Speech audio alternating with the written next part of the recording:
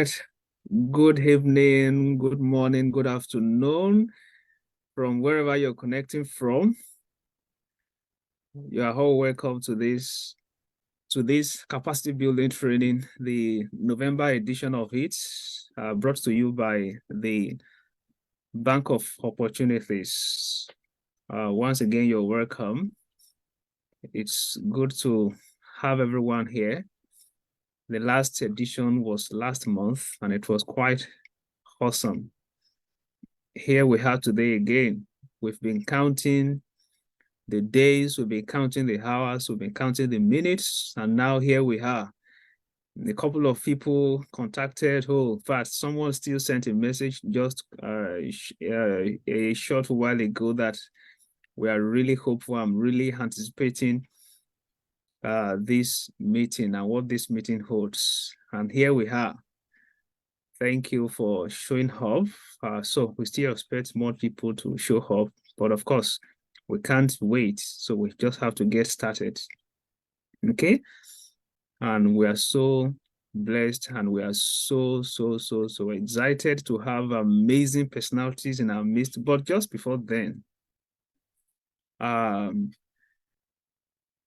let's quickly do a check. How many of you are ready for what today has? Can you raise your hand if you are ready? Let's see how many people are actually ready for what is available for us today. Can you raise your hand if you are ready and you are excited today? Can you raise your hand? Okay. Can you raise your hand if you are ready and you are excited already? Okay. Okay. So that's good. That's good to know. Okay, so we are really excited to have amazing personalities in our midst today, like I said, and I'm going to be bringing them up at the right time, but it counts for an expensive privilege to have these amazing personalities in our midst today. First, we have someone very I don't know how I will actually qualify her. She's an amazing personality. And apart from being an amazing personality, she's someone who has track records that are quite intimidating. And you will see what I mean. You will understand what I know. And like we said, we don't just bring individuals to our platform just to come and talk. We bring people who have live experiences to share with the public as an act of community service. So we are not just bringing public speakers. This is not a platform for public speaking. It's a platform for capacity building. And that's why we carefully reached out to our panelists to come and share from the wealth of the experience they've gathered and also share their story with us. So it could be a blessing to someone out there.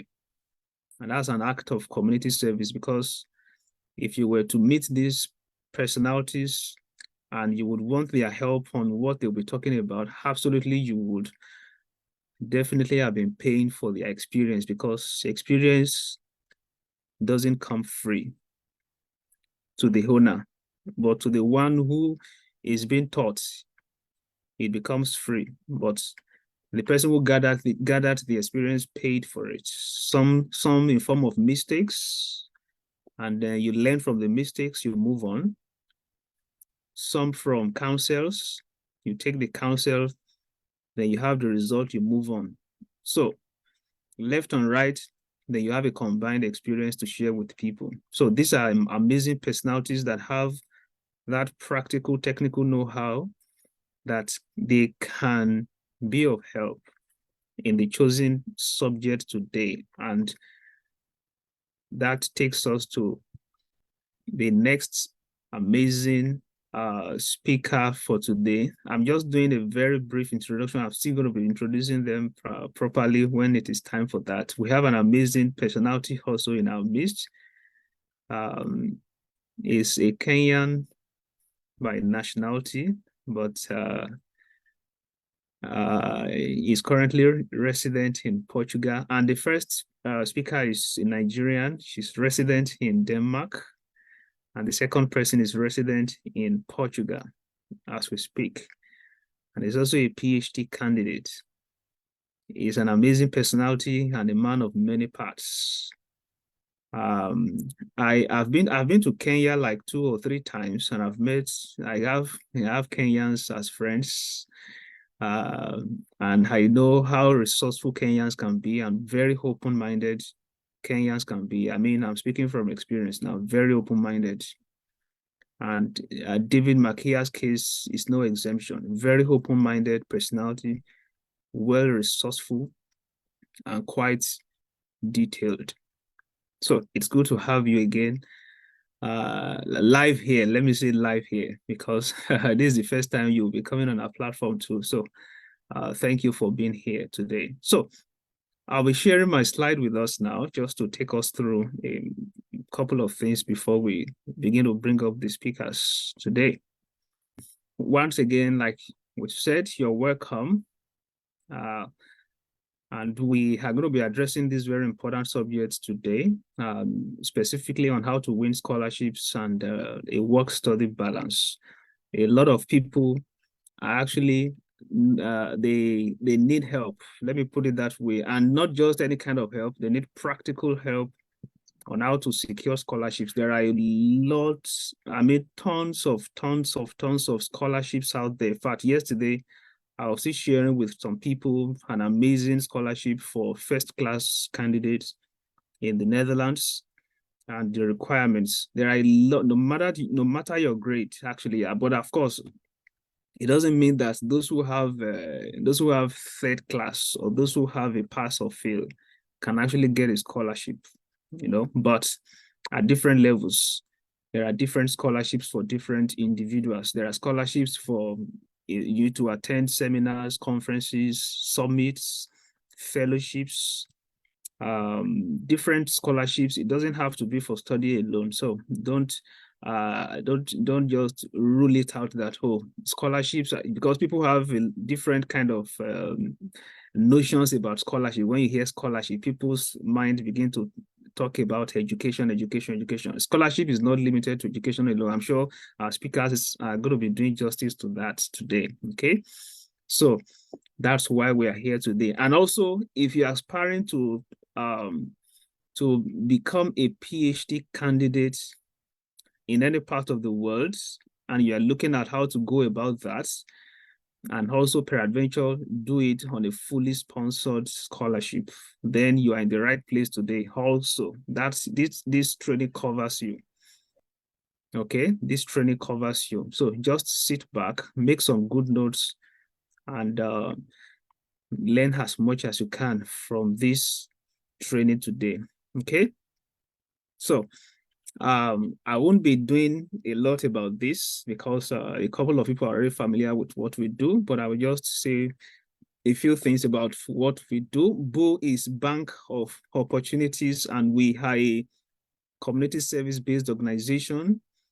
We do reach out to the communities by holding and hosting capacity building trainings, which is the second level of the vision of the community. There are 4 phases that the vision of this community has been broken into.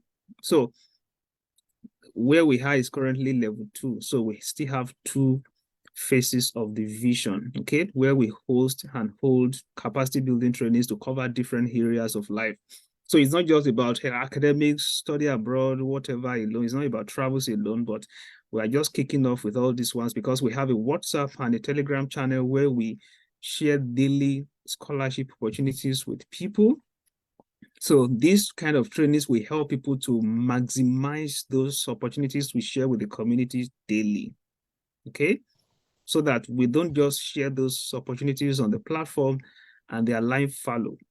there are a lot of others who would definitely have profited from those opportunities if those opportunities were shared with them.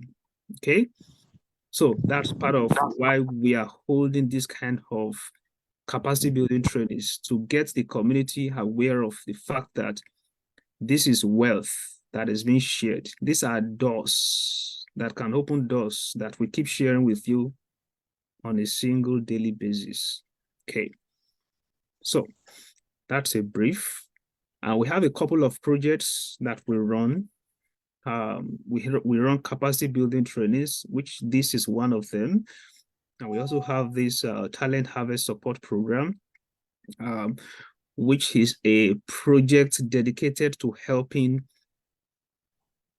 talented individuals. I mean, people who are at the genius level academically, but they don't have financial support to go to school at any level, maybe at the secondary level, at the tertiary level, whatever level they are sound, they are savvy-minded academic people, but they don't have the financial support.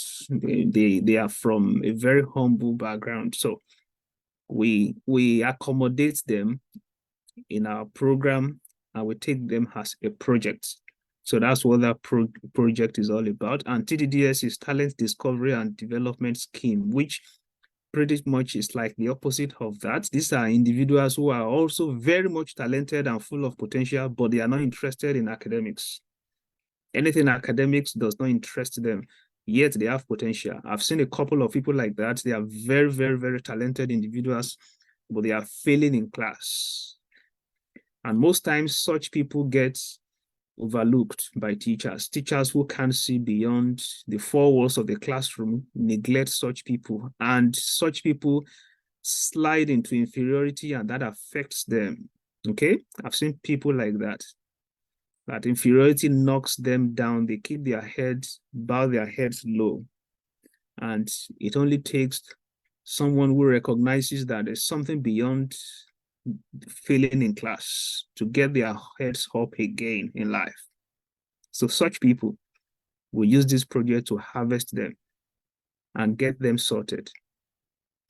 Okay, so we also have the PDT, the personal development track, which is very, very, it's very detailed in getting to pace people for personal development on different areas of life, different subjects, different careers, with different training schedules, different programs, including one-on-one Zoom meetings with people.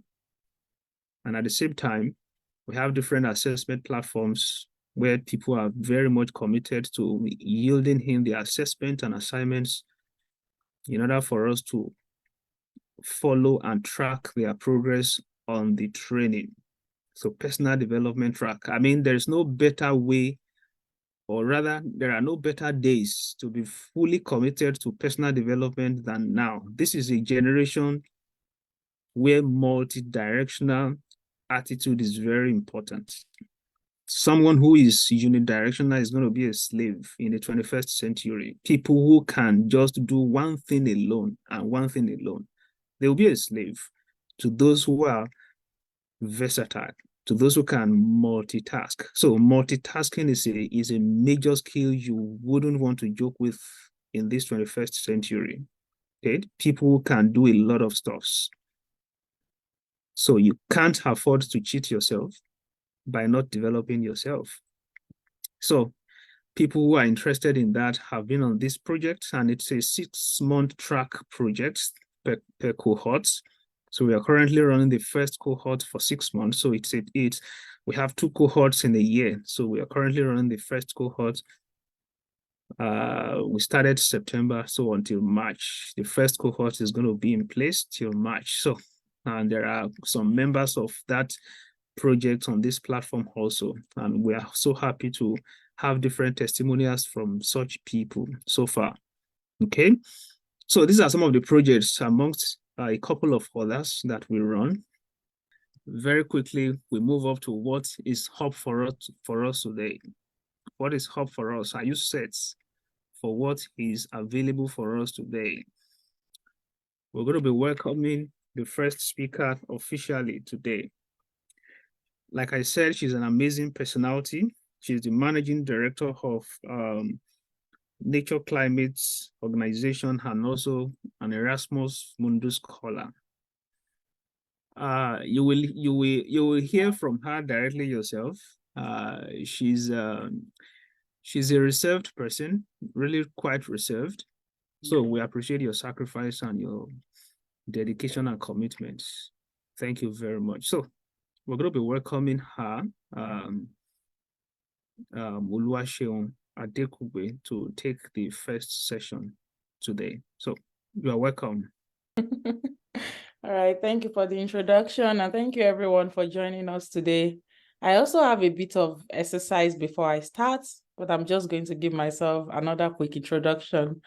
As the admin or the coordinator mentioned, I am Oluwaseun Adekugbe by name, and I'm also from Nigeria, so Niger blood.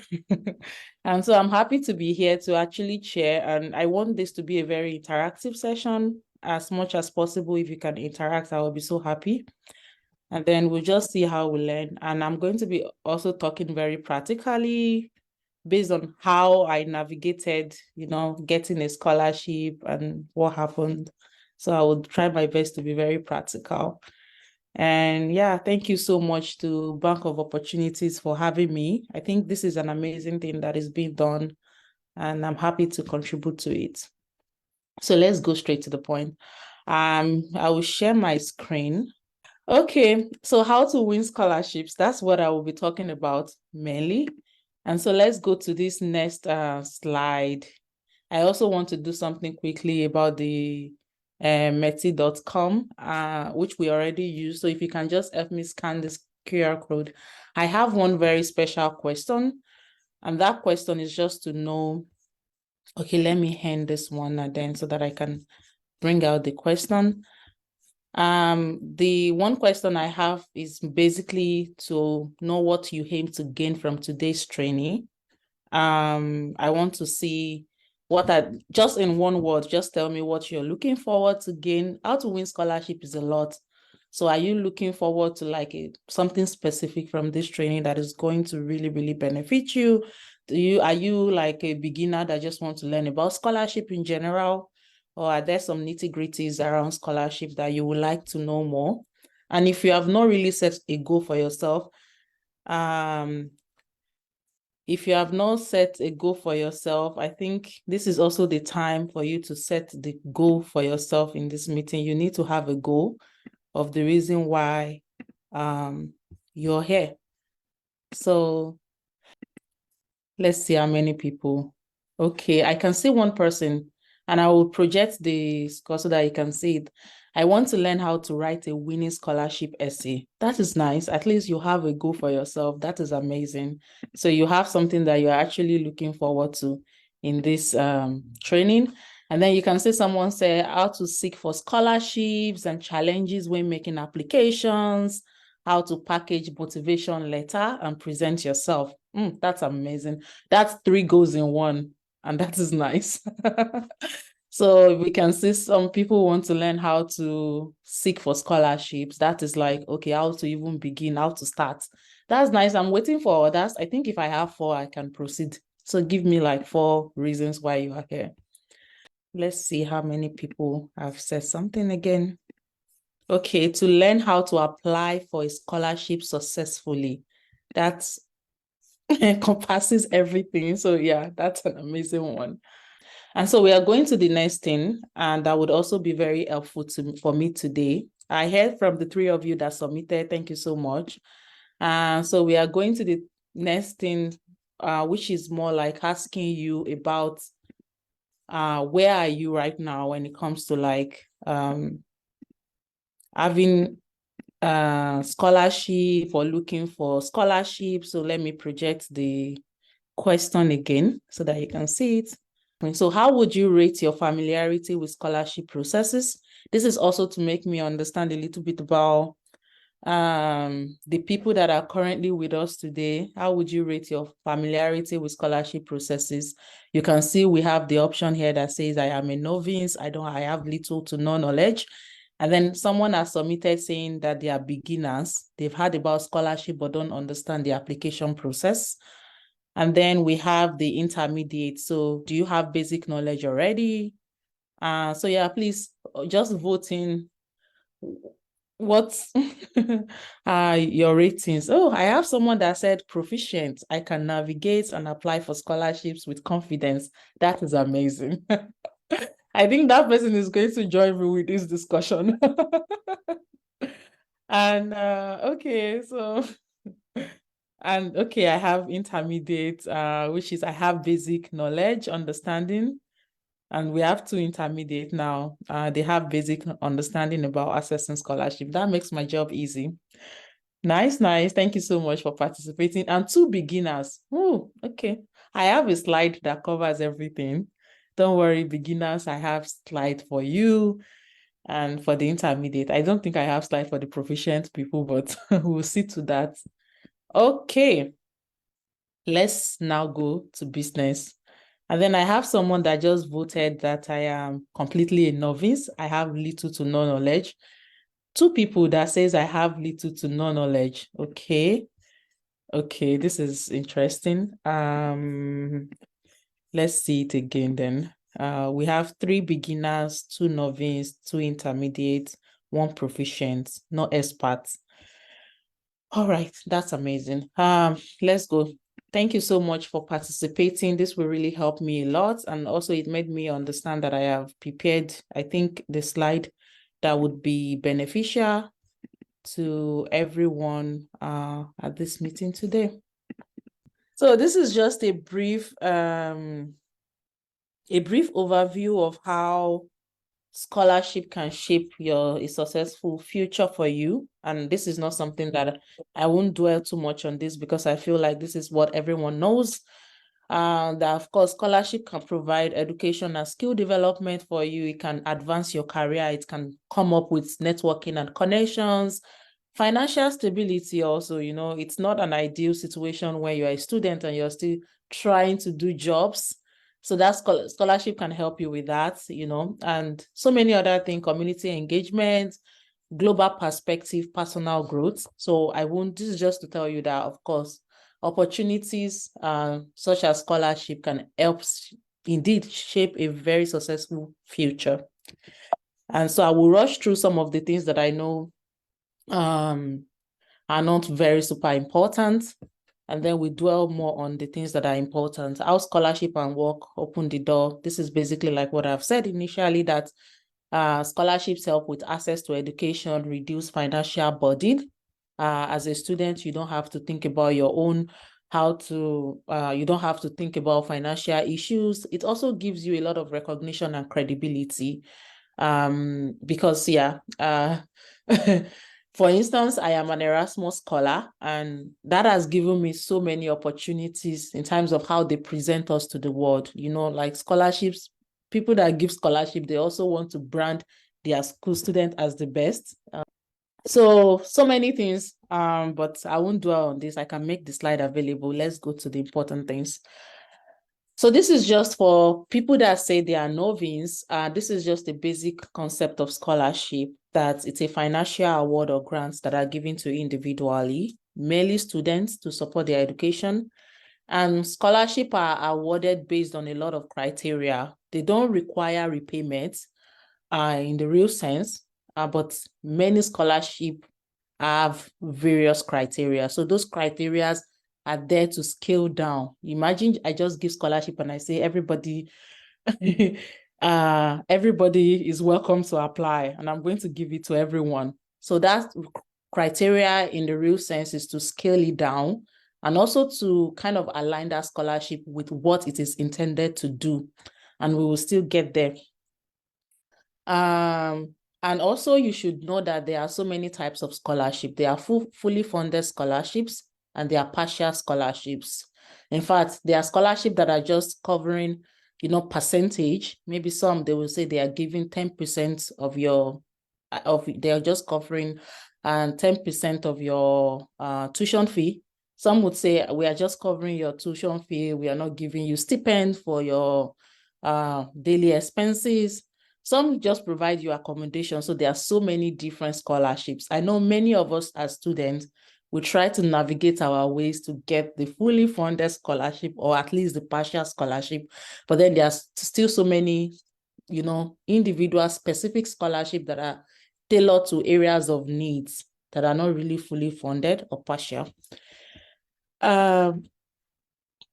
Yeah, another thing that one of the misconceptions that people have that I also want to talk about a little bit is that scholarship aims to reward individual who demonstrate exceptional, either it could be, and this is also what Mr. Bankole was saying, that it could actually be academic achievements. You're very good with your study. You came out of school with a very strong CGPA. But it could also be talent. You have a specific talent. There are scholarships that are tailored towards your areas of talents. Are you a footballer? They give so many scholarships to like students who can play football because they are expecting that when you come to the school, you're going to join the football club or something like that.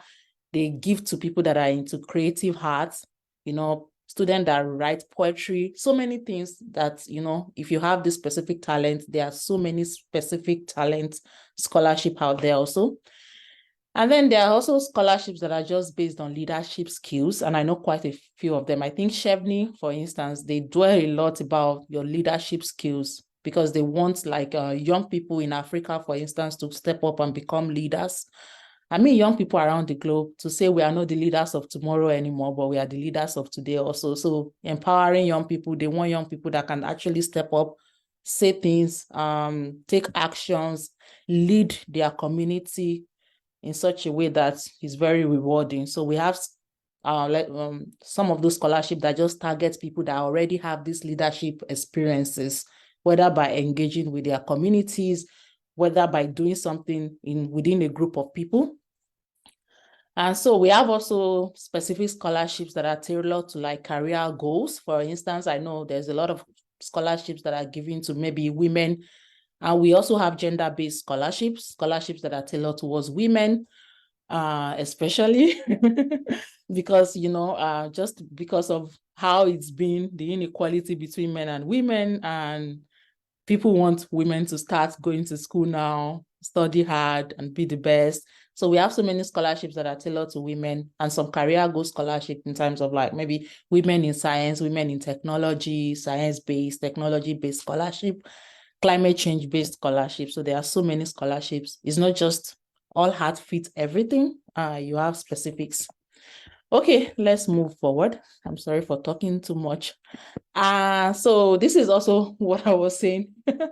Basically what I already said, that they are also, but I will just a little bit talk a bit about these ones, that they are merit-based scholarships, which are many. I actually put some of the examples of this scholarship here, that when you see their requirements, they already highlighted here that we are looking for students who are in the top 1% of their class, students who are in the top 10% of their class, students who have this specific CGPA. And sometimes if they don't write it, you could see the track record of people that have gotten those scholarships and they will tell you first class, second class upper. And I think one of them is the scholar Erasmus Mundus.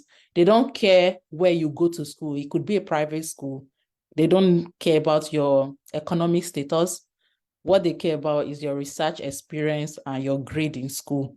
So those kind of scholarship are merit-based. So if you have like a very strong CGPA in school, or if you have like, you don't have strong CGPA, but then you've done some other things, you've done some certification here and there, you've gathered some experience, it could even be work experience that can help you, then those are the kind of scholarships that you can go for. There are also need-based scholarships that are, they are also merits. They want people that have either attained a very good grade or they've done other things to, to meet up. But they need that fund to go to master's students. So in those kind of scholarship, we ask you about your economic background. I know MasterCard Foundation, if you know, they give that kind of scholarship where they need to ask you that you need to justify why you are appropriate for this scholarship. You need to tell a story about yourself. You need to tell a story about why you can actually fund yourself for a master's program.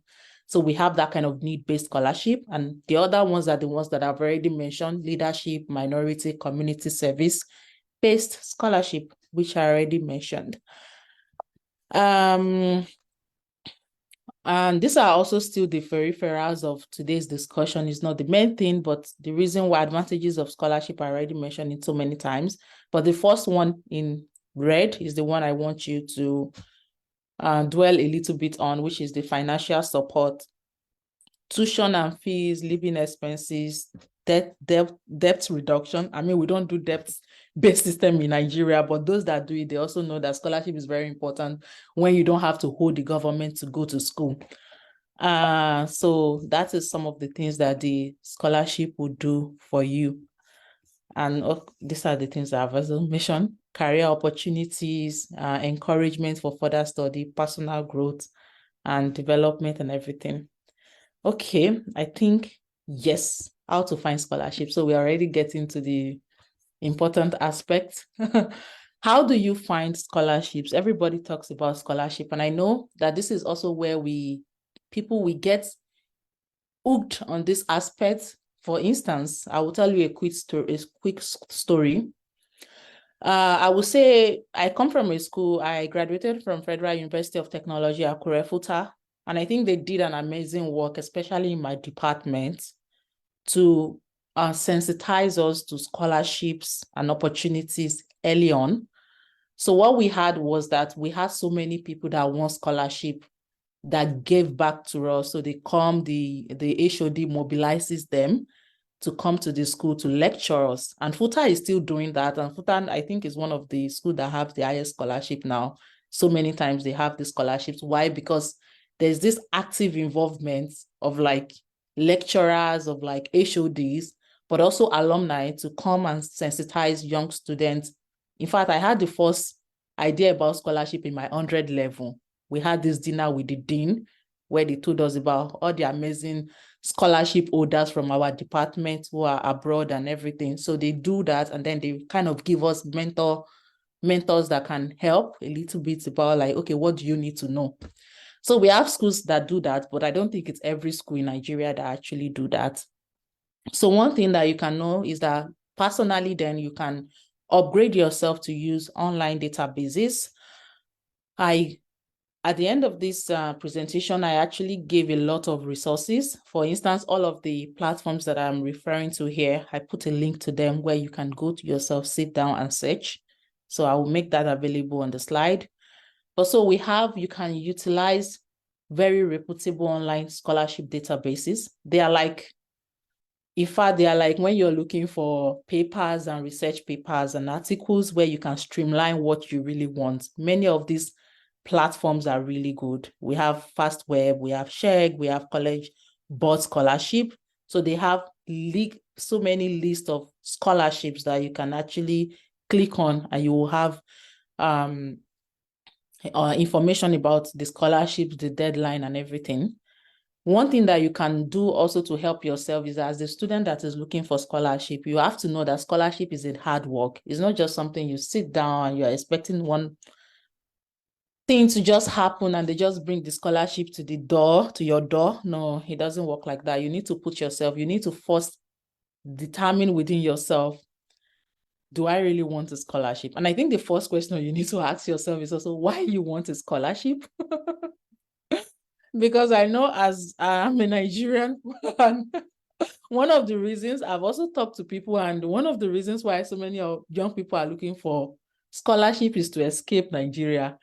And that that is going to be a very wrong motive, because when you come to the other side of the world and you feel like, okay, if you're not careful, you will think back and be like, okay, I don't know, this is how it is. Why am I here? So you need to know what you're doing. You need to know why you want a scholarship. The main reason you need to, wanting to leave Nigeria is not a bad thing, but like, I don't think that should be the fundamental reason. It should be that you want it, because this scholarship is also investment. You're going to give it back. Trust me. If they give you scholarship, when you get here and you see other students from Nepal, from India, from Germany, from UK, you're all going to be in the same class. And then you will see that there's actually competition. You are here to study. You are not here to play. It's not about escaping Nigeria. You have to do the work. You have to study. You have to get something out of the school. So you have to align that motive. If not, I've seen colleagues that got frustrated because what they were looking for was just something green pasture. And they didn't really align themselves to the fact that there's a lot of work that you are going to do for that 2 years to get that certificate. And you have to do it because you're here on scholarship. I think for my scholarship, if you don't fulfill the requirements, it's likely they send you back home. So there's a lot. So I think the first thing is for you to think about it and say, why do I need this scholarship? What is it that I want to really study outside of, maybe within Nigeria or out of Nigeria? You know, why do I need it? Why do I want it? And am I ready to give my best? How many percentage of my time can I actually give to looking for this scholarship? Is it going to be 50% of my day? Is it going to be 20% of my day? And then, you know, you have to have a plan, please. Have a plan on what you want to do. And I'm talking, everything I say right now is just some of the things that I did myself. I saw people then getting scholarship and I had to think about, do I want to do my master's? Why do I need to do my master's in that same area of my, my career? Do I really want to do master's? If I want to do master's, then what is after that master's? So ask yourself the right questions, sit down, meditate, so that you can also know what kind of scholarship you're going for and then what course you will be doing. So like I said, but if you have asked those questions, then it's time for you to explore. You need to explore platforms. You need to create a detailed profile. One thing I would say is that, which is also coming from a very practical point of view, is that you need to also, I said, create a detailed profile. Please, if you are someone on this platform and you're looking for scholarships, be very aware of what you use your social media platform for. Recently, I got involved in like reviewing some applications for something and we had to run a background check. And my own background check was that I went to LinkedIn profiles and I was checking. And then one of my colleagues was like, no, you have to also go to their social media profile. I'm like, okay.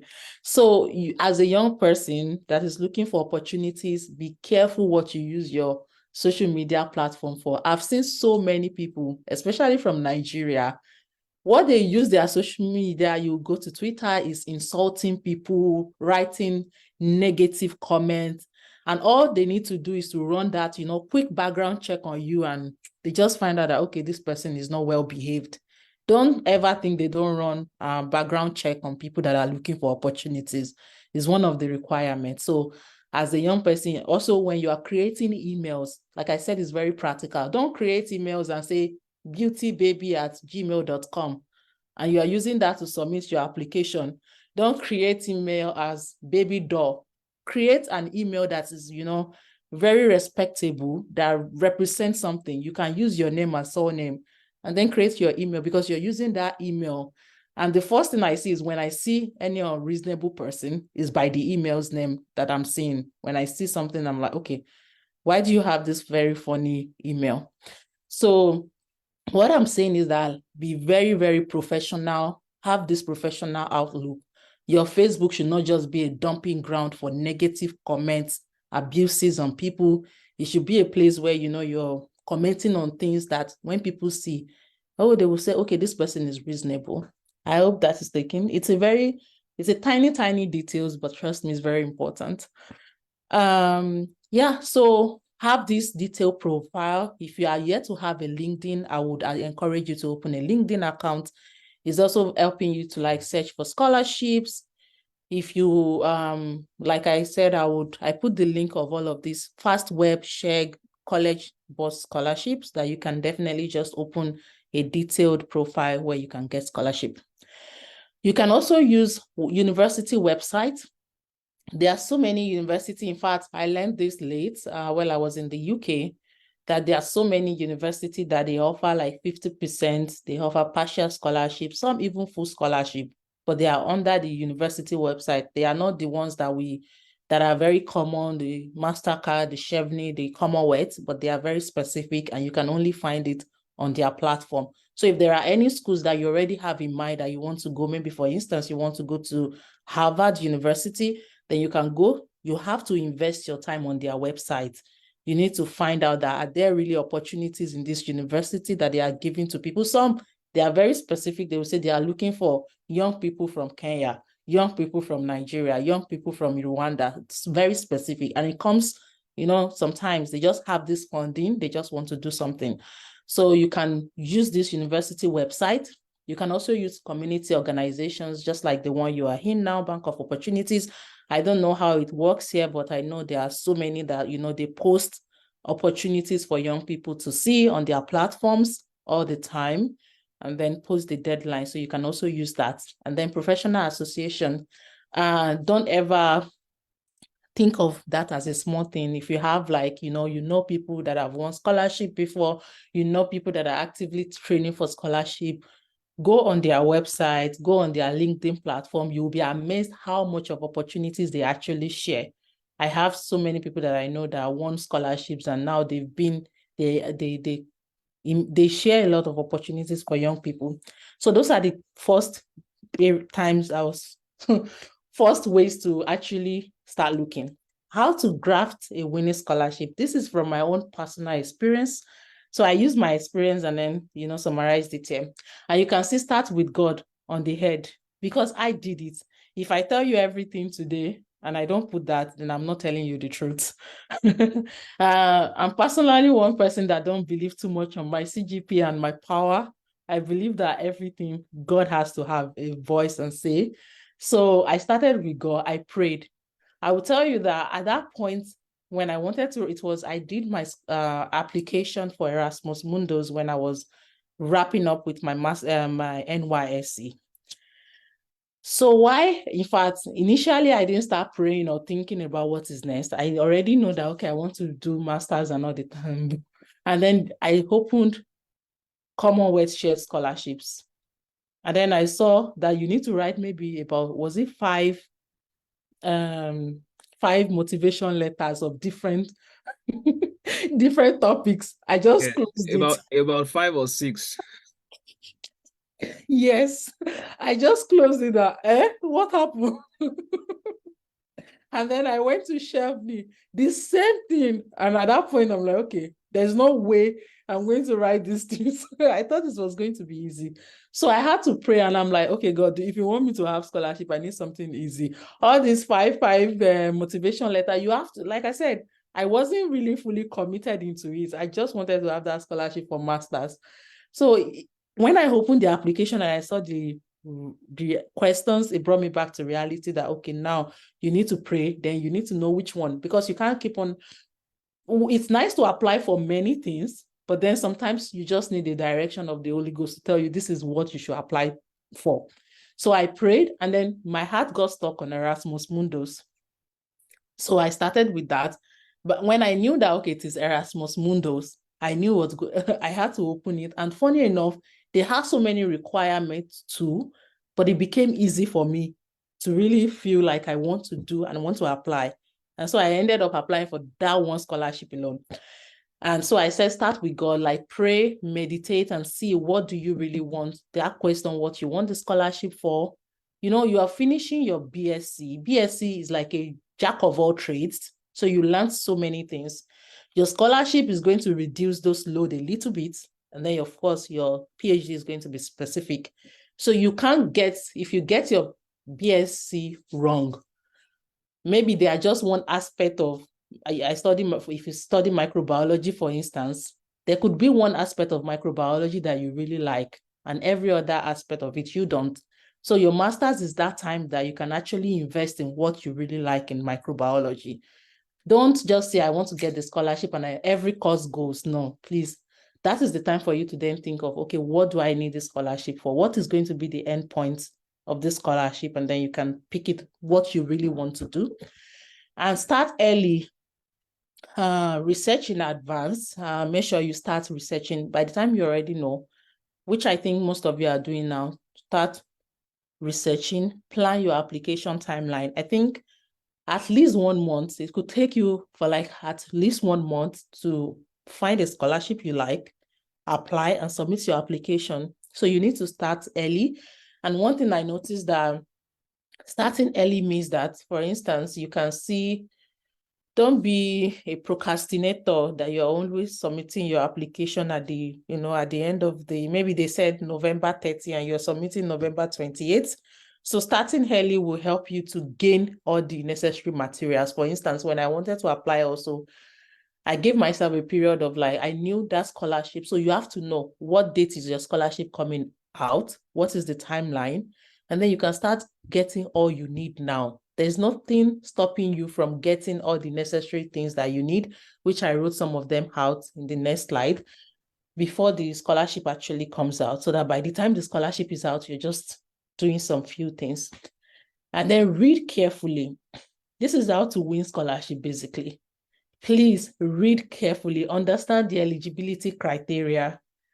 You need to understand what is this scholarship looking for. I've seen so many people that end up frustrated because they applied for like hundreds of scholarship. And I'm like, are you even reading what they are looking for in this scholarship? Or are you just saying, I want to apply, and then, no, you have to, so that you don't just, and also you should get some other things happening in your life. So read the eligibility criteria. Am I eligible? And are there places where I'm not eligible that I need to make up for? For instance, if you see a scholarship that is so bent on experiences, they want skills, they want experience, and then probably you don't have that, then you need to know that, okay, are there some certifications that I can do that can help me to meet up with this criteria? So at that point, it's not just to refuse or like to just say, oh no, I can't apply because of the criteria. The criteria will help you to see if there are any things you can add to what you already have that will make you qualified. And also academic excellence. I think if you're in school, if you're still in school and then you're listening, don't ever underestimate the place of academic excellence. One thing that motivated me in school a little bit was that I tell myself that if I am in class with 60 more people, and then I have to go through all the things they go through, and then other people get a very high score and they are so proud, and then I get a low score, I will not be happy with myself, because at the end of the day, we did the same effort. And maybe not the same effort, but we have to go through the same rigorous activities in the school, the same exams and everything. So that was what I was using to motivate myself, that what is worth doing is worth doing well. So if you're still in school, if you can still try to maintain a strong CGPA to get something, yes. If not, then you need to find in scholarship writing, you need to then find a way to highlight your other achievements. Maybe you didn't come out with a first class or second class upper, but then you did a lot of community leadership in school. You were part of a group. It could even be in your fellowship. You're the fellowship leader. You could do some other things, and you then need to find a way to highlight all of these achievements in your CV that are very clear that, okay, it's not just about studying and getting a good CGPA. I also did this. I also did this. I also did this. And if you don't have that while you were in school, then I think you start now. There are so many certifications there. There are so many seminars and conferences that when you put them in your CV, especially the ones that are very in line of the career or the master's you want to apply for or the PhD you want to apply for, then when you put them in, then it's going to present you in a very good way. Because some people, in fact, some scholarship, they like more experience. They like experience, like hands-on experiences than grades, and some they prefer grades. So it's like balancing. If you're not more in school, then you need to, there are so many things. There's Unital, I think there's Coursera. There are so many platforms now that you can obtain good certification that will complement what you already have. So start doing that. And this is also some of the things I've talked about, like extracurricular activity, show up, show leadership experiences. Don't make your CV, if you're writing CV now, don't make it all about your academics, please. There are so many tiny things that you did that you don't even think. If you've done your NYC is a work experience on your CV, a work experience. And then you also need to write your CV from the point of achievement. Don't say we are mobilizing. This is a tip for you now. Don't say I was part of the group that are mobilizing students to come for Bank of Opportunities. No, be very specific. If you can get like data, we mobilize 50 young children, 50 young people from my university to attend this training. So come from the point of achievement on your CV. Be very specific as much as possible. When I read CV or now I'm like, okay, yeah, no, the way I even wrote mine, then I can't look at it anymore. So please highlight those achievements and, use very correct things that people can see that are concrete, not just we were doing this and this and that. So yeah, those are the things I can say here.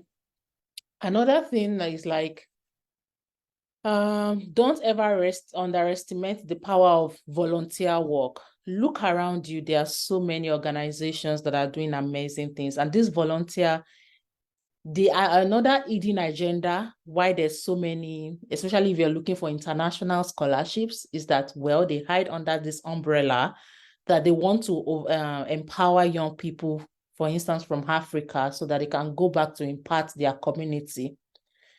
But in the real sense of it, aside all of that, one is that they are also looking for people that have like this sense of community, because they want that, they want people that have been involved in community, that have ideas, so that when you as a scholarship holder, you come to their country, they are proud to showcase you, because, they also need funding to keep the scholarship running. So they want people that have this, that can really talk about community things that could bring money out. So in that real sense, you need to engage in volunteer work, but it also strengthens your leadership. It strengthens your sense of community.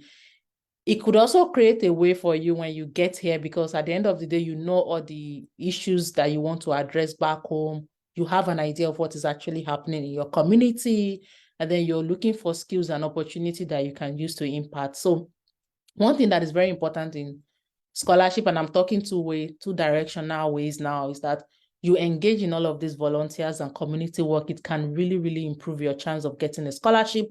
And then when you do, or if you have done that, you need to highlight all the impacts that you have been able to make in your applications or in your CV. That would give you, honestly, a very, important upgrade in your CV. And for personalized essays, another thing I want to write is for scholarship writing or looking for scholarship, you will need essays. You will need, like I said now, CV write and things you can do. Essays is another part, very, very important. You will write essay. So can you tell a story? Can you tell your story? Can you be very specific when writing your essays? I've seen people do, now there's ChatGPT. I was reviewing an application recently also, and I could highlight people that use ChatGPT. Let me give you some things that those AI do, is that they are repetitive words that they use. For ChatGPT, unwavering, deepening, there are so many words that by the time people see, your unwavering support, your blah, blah, blah, by the time people see like 2 or 3 of those words in your essay, they knew this is coming from ChatGPT, because it's going to give it to another person that same way. So there are repetitive English formats that all the essays you get online from AI that they generate for you, they use. Those words are very common to people like that have organizations like us, that we also do a lot of review of applications. So you know when people are not. So, and it's really, really wrong. People will get bored. There's also that lack of humans connection when you are reading a CV that is generated by AI. It's very tailored, of course. Yeah, you will see a lot of fluent English and very jargons, basically technical jargons, but you are not really feeling that human emotions in it. Personalized essay is about telling your story. In my essay for Erasmus, I told my story. Why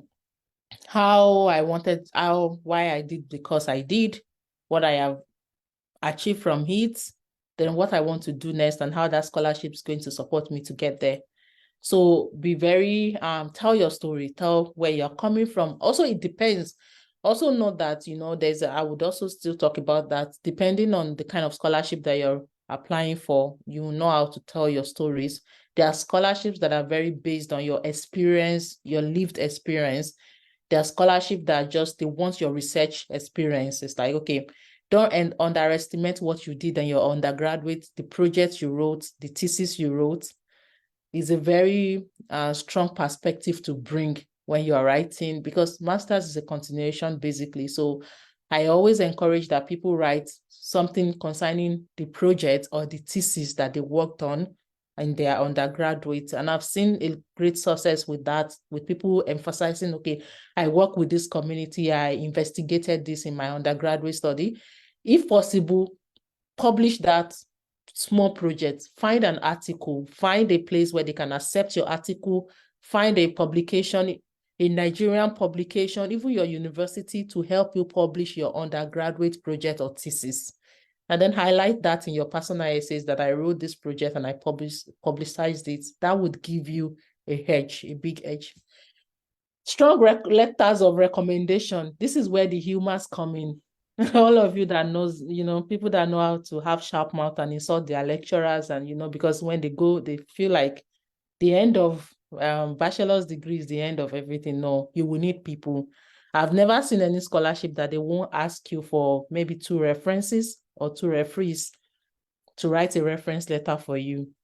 So do you have people that can write some strong thing about you? Recently, I got to see somebody's recommendation letter and I'm like, okay, please, can you go back and beg this person to write another one? It was like 2 lines.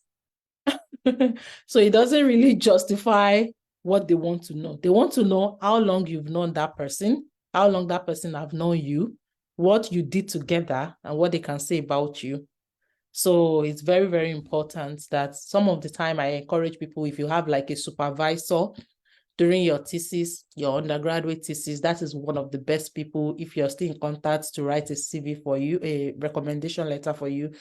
And some of the time, they don't even tell you to submit it yourself, so you don't know what the person has written for you. They will contact the person directly to write this recommendation letter for you. So it has to be, you have to choose wisely who are the people that are recommending you when you are going for scholarship. You can see you need personal essays, you need CV, you need referees. At least 2 people that you are constantly in contact with that can write things for you and say, okay, maybe I taught this person for 2 years, or I was this person's supervisor, and this is what they did. This is their challenge. This is their areas of strength and the weaknesses. And so you need to have those 2 people. If you don't have anyone you can rely on to write your recommendation letter, this is the time to start building back those relationships, because you will need it. And another thing about scholarship is that you need to also demonstrate your goals, your purpose. It's not just about looking back to what you've done or what you can do now. They also want to see what are your aspirations for the future. So this has to come up from your personalized essays, what you really want to do next. What are you hoping to get? What are you hoping to achieve with this scholarship? Needs to also be showcased. So yeah, we are moving to the things that you should do now. Also, please customize all your application. Avoid generic applications. Yeah, for lazy people. Not really lazy, because one day I was guilty of this, that I'm like, okay, I'm just going to write one application and then I will submit it for like anything that goes. No. Scholarships have different eligibility criteria, different purposes, specific things that they want to tackle. So you can't just write one size fits all personalized essay and then you're just changing some words and then you're just submitting it. No, you have to that's why I said you need time to make sure that those whatever you're writing, your essay, your CV are tailored to meet the needs. For CV, there are some scholarship you will know that you don't need to write all your working experience. They are just all about research and academics. So you need to write more about the conferences, the seminars, your research, your undergraduate thesis and projects, your even field works, your IT, all those experiences. There are some that you feel like, okay, they are not more into that. They want work experiences. They want people that have really actually had hands-on experiences. So make sure you tailor and highlight your experience to the type of scholarship that you're applying for. Proofread and edit, send it to someone. At least, please find at least 2 people or 1 person to help you read and review your applications before you submit. It's very, very important. They will see what you are not seeing. They will see what you're not seeing. I was guilty of this proofread and edit at some point, but you have to do it and accept those feedback and incorporate them into this application. So this is an advice to be very proactive, to stay persistent. I was telling you that you can't apply for every scholarship, but then you also need to like spread your tent and apply to multiple scholarships that align with your goals, that you are also eligible for. So it's not like you're applying for everything you see. You're applying for the things that really, really matters, and learn from rejections.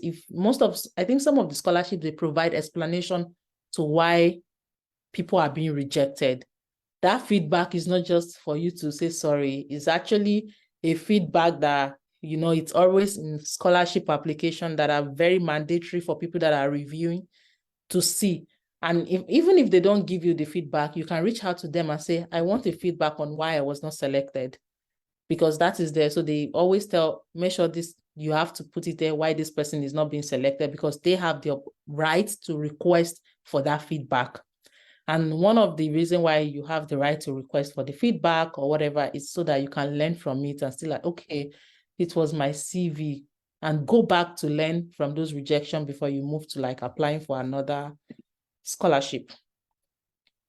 I think this one would be on the document in case you want to read it, but I will just move to the next one. So utilizing some resources, which is one of the things that you're all doing now, taking advantage of scholarship workshops and guidance as counselors, connecting with alumni. So do you have someone from your university that has won scholarships before?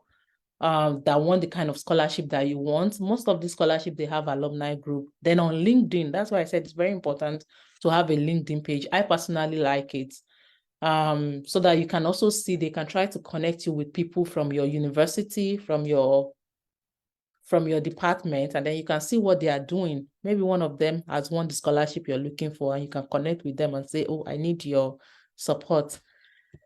And so because this section was actually to be about my experience, I have decided to tell you some. And I also know that someone was saying that they want step-by-step of how to win a scholarship and some novice and everything. So what I was able to write is actually the step-by-step for Erasmus Mundus, because that is what I'm familiar with. So this step-by-step is just to give you an overview of how some of this scholarship faces her.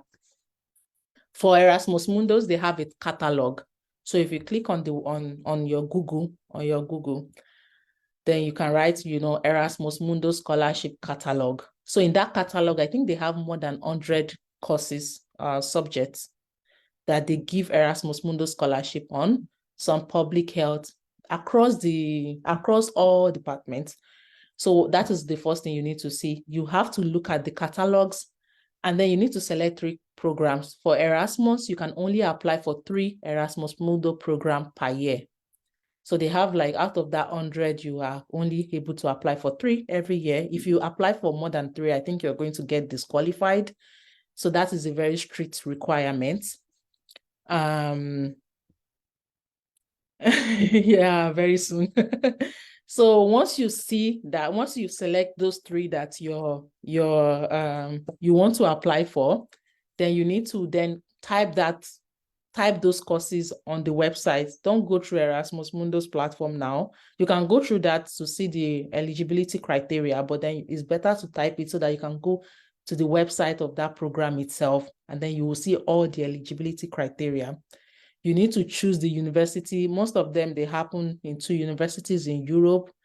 And then you have the opportunity, they can give you 6 universities and they will tell you to choose 2. So you have the opportunity to select which country and which university you are actually going to study for the next 2 years. It's a 2 years program. And so those are the things that you need to do. And then you need to gather your required documents. And most of these documents are actually also very across board for most of the scholarships that you would find. You need your CV. I always tell people practically that please, except you are Mr. Experience, Mrs. Experience, have a CV of like 3 pages or less. That is very, very, straight to the point, concise. Don't just because you want to pack all information and just have 5 CV that have nothing. So please try as much as possible to be concise. Then you always need a motivation letter, personal statement.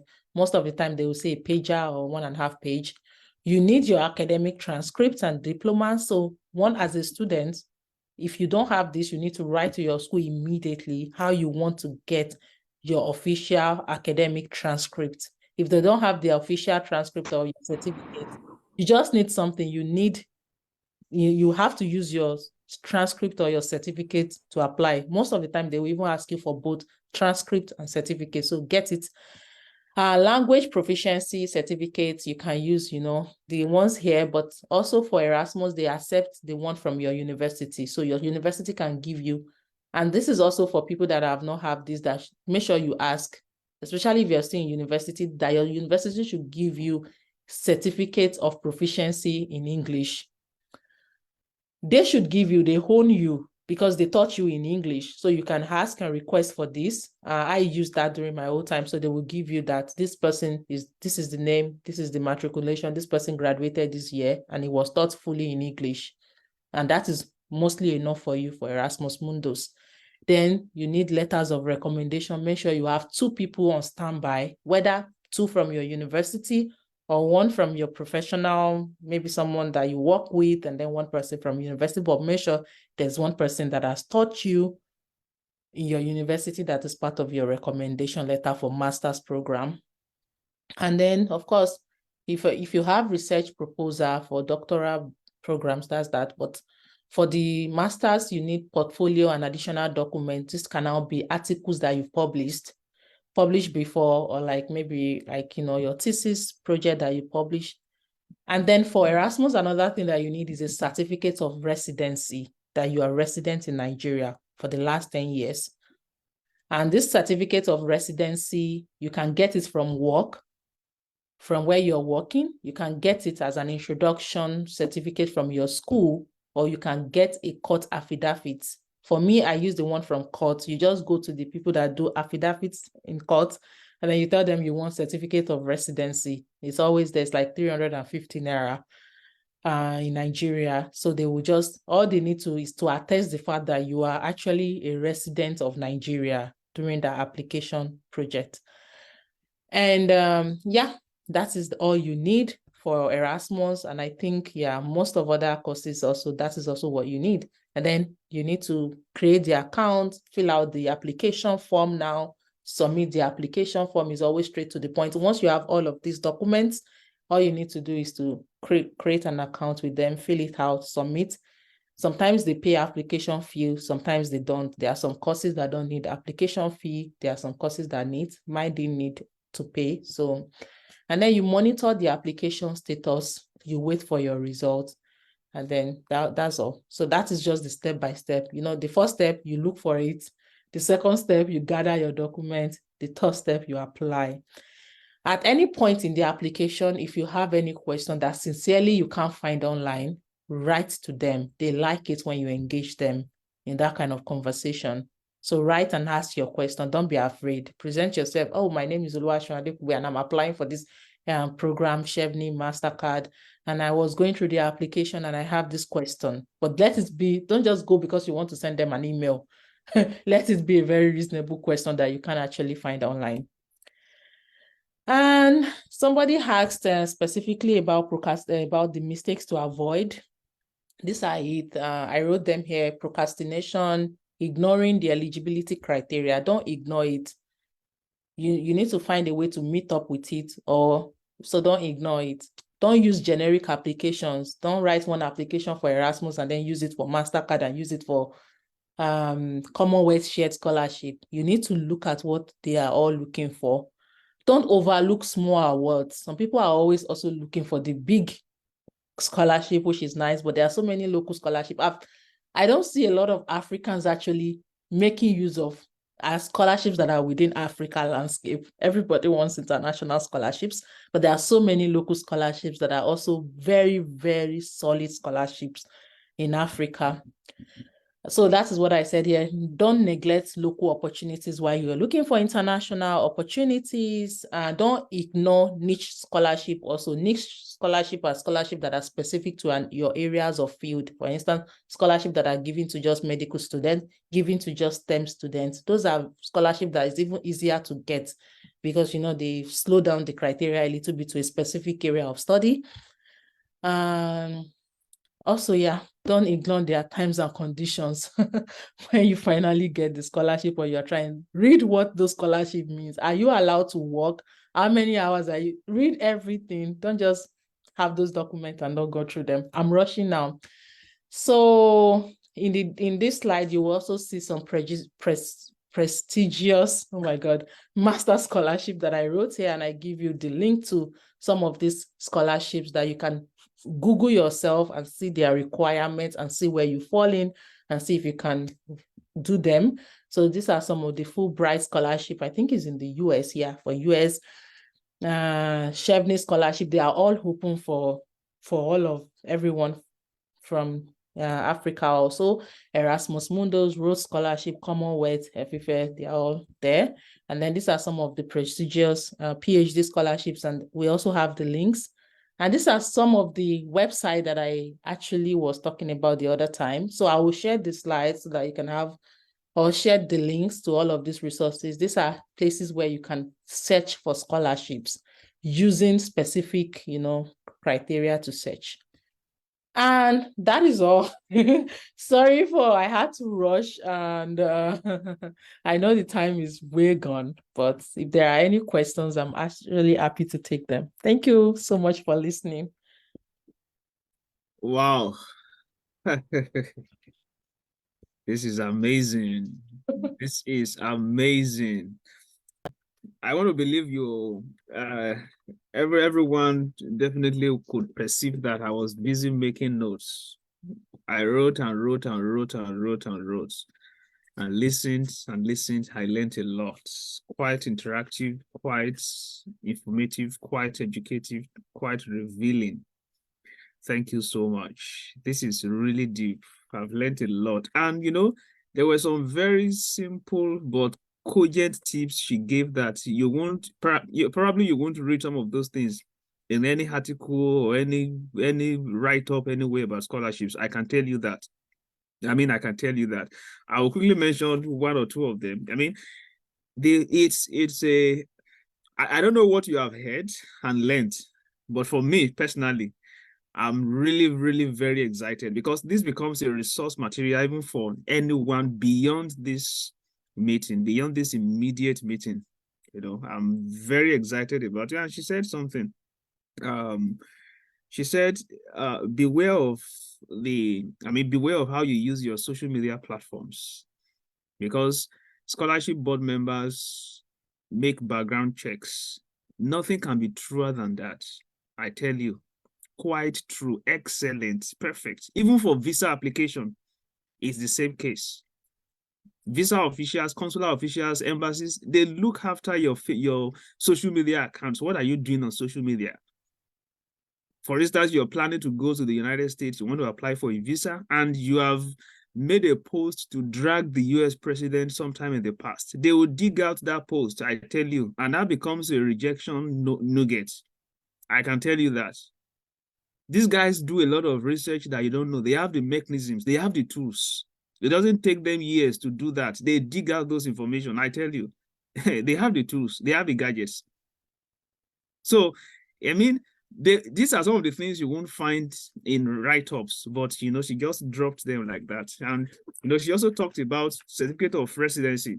Nothing can be truer than, I mean, really very on point. Very on point. They want to know where you have been living for the past 10 years. And then what can settle that for you is to get a certificate of residency.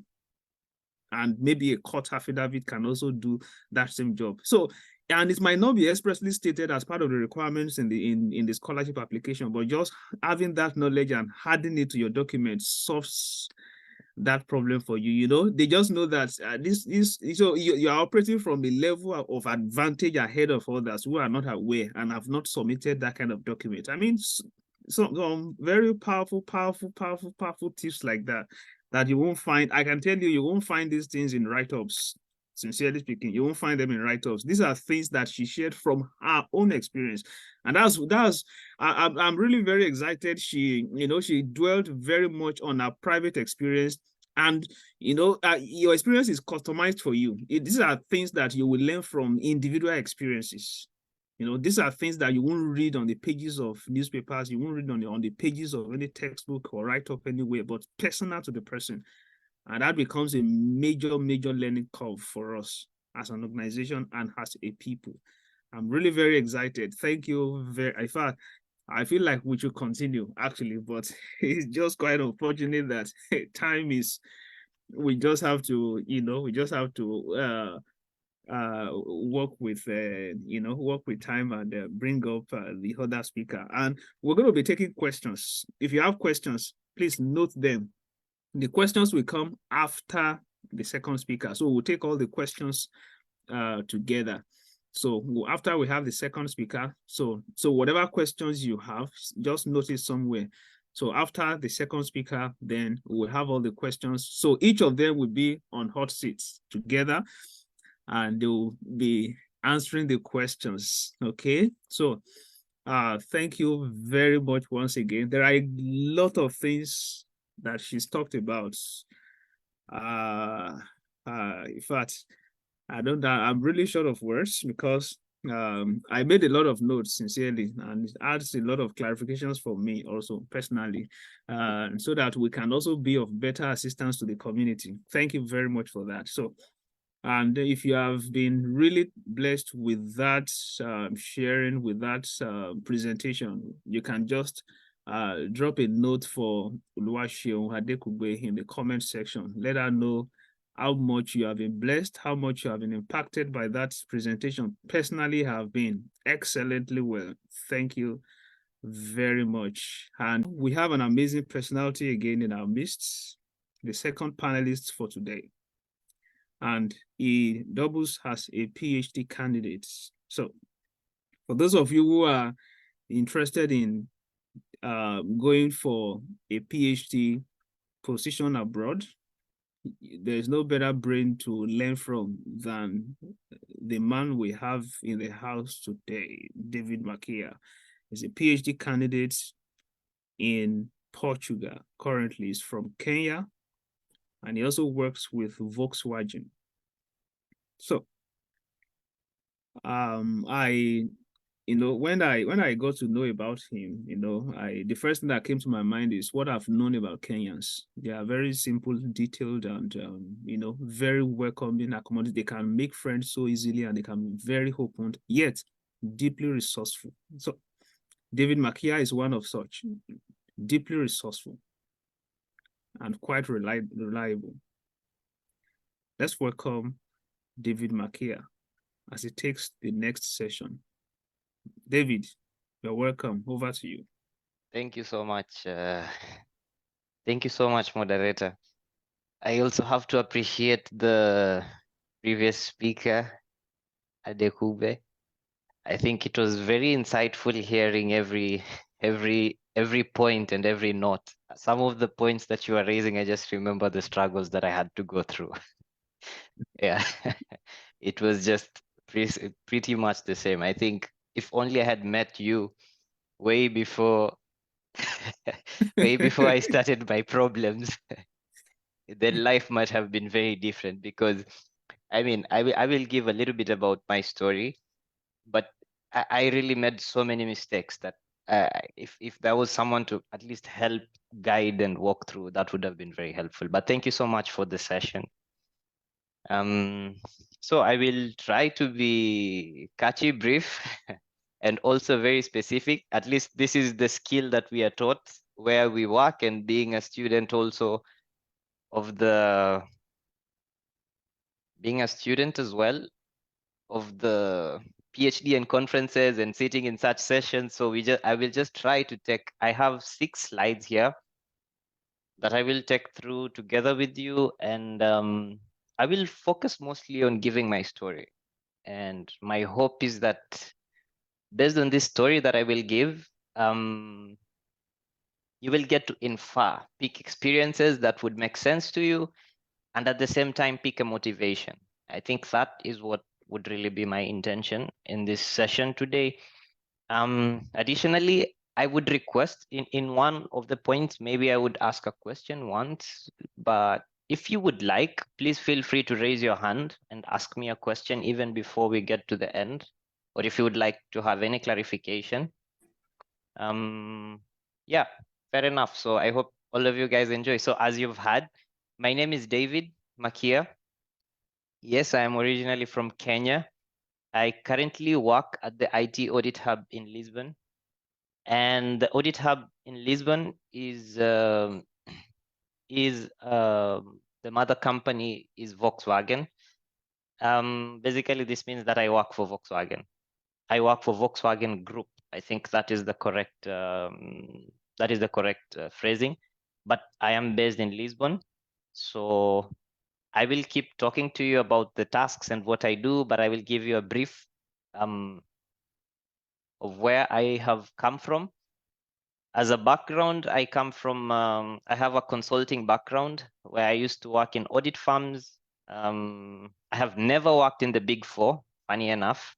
Mostly the Big Four is the big consulting firms that you hear of, like PwC, KPMG, Deloitte, and Ernst & Young. I have never worked for the Big Four. Same time, my background is from my audit quality background. After working for a major consulting firm in Kenya, I worked for the main regulator of accountancy in Africa. That is the Pan-Africa Federation of Accountants. Basically what PAFA does is it brings together all the accounting organizations. Now, for example, if Nigeria has a professional accounting body that certifies accountants, and then Kenya has one and Zimbabwe has one, they're all have to be under one umbrella of regulation. And this is where I used to work in ensuring audit quality so that the financial statements that are prepared in Africa are actually of good quality. While working here, I moved into the same consulting entity within Trans-Africa Motors, and I joined FAW for Honda as one of the manufacturing entities for Trans-Africa Motors. And what made me able to perform these tasks, and I think this is important just to share as part of my experience, is the background that I had was backed strongly by my professional qualifications and my professional backings. So I was a member of the Institute of Certified Public Accountants. What this meant is that I am actually a qualified CPA. That is in study and also in practice and also by licensing. So I can certify audit accounts, same time, I can also prepare audit reports, and I can also do tax engagements proficiently. I am also a member of ISACA. ISACA is the Information Systems Association for Computing. So this is an equivalent of CPA, however, it's in IT. What this means is that for CISA, this is the right word, I think CISA certification, that is Certified Information Systems Auditor. Same time, I'm also a member of IEEE, that's the Institute of Electrical and Electronics Engineers, the Portuguese chapter. At the same time, still going on with the introduction, I am also a PhD student at the University of Lisbon, and I have been a student for the last 2 years. I work specifically under a research lab known as LASIG. LASIG has a Portuguese meaning, so I cannot say LASIG in full. It's laboratorio, something grande. That's the easiest way I can say.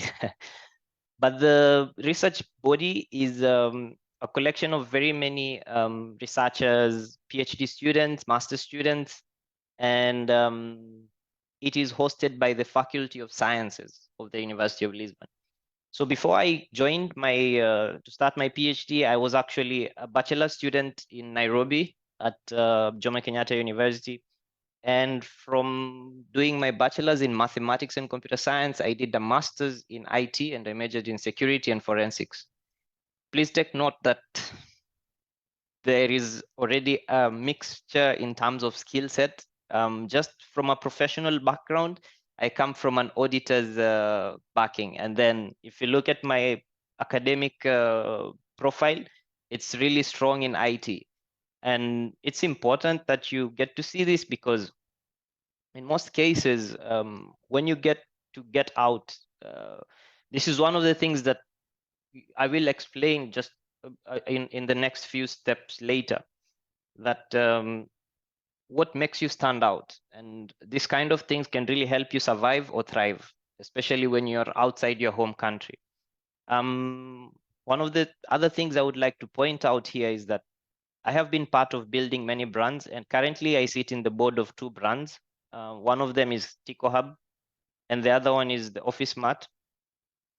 Tico Hub is an online ticketing company that is majorly focused on building events, creating experiences, and I am the director of operations in this entity, and it's a fast-growing company in East Africa right now. The Office Mart is actually a retail space business. It's actually a supermarket with 2 branches, still growing, but both of them are less than 2 years old.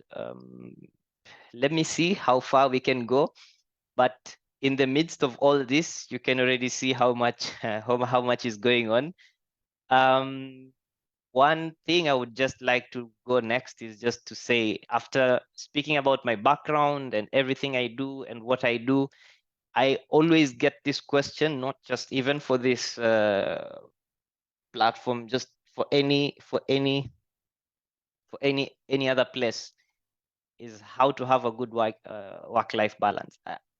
I think I would rephrase it not just from being a good work-life balance. I would say work, study, life balance, all 3 at the same time. How do you get to achieve all 3? Because this is what life might face, you might have to be presented with in some cases. Is it possible?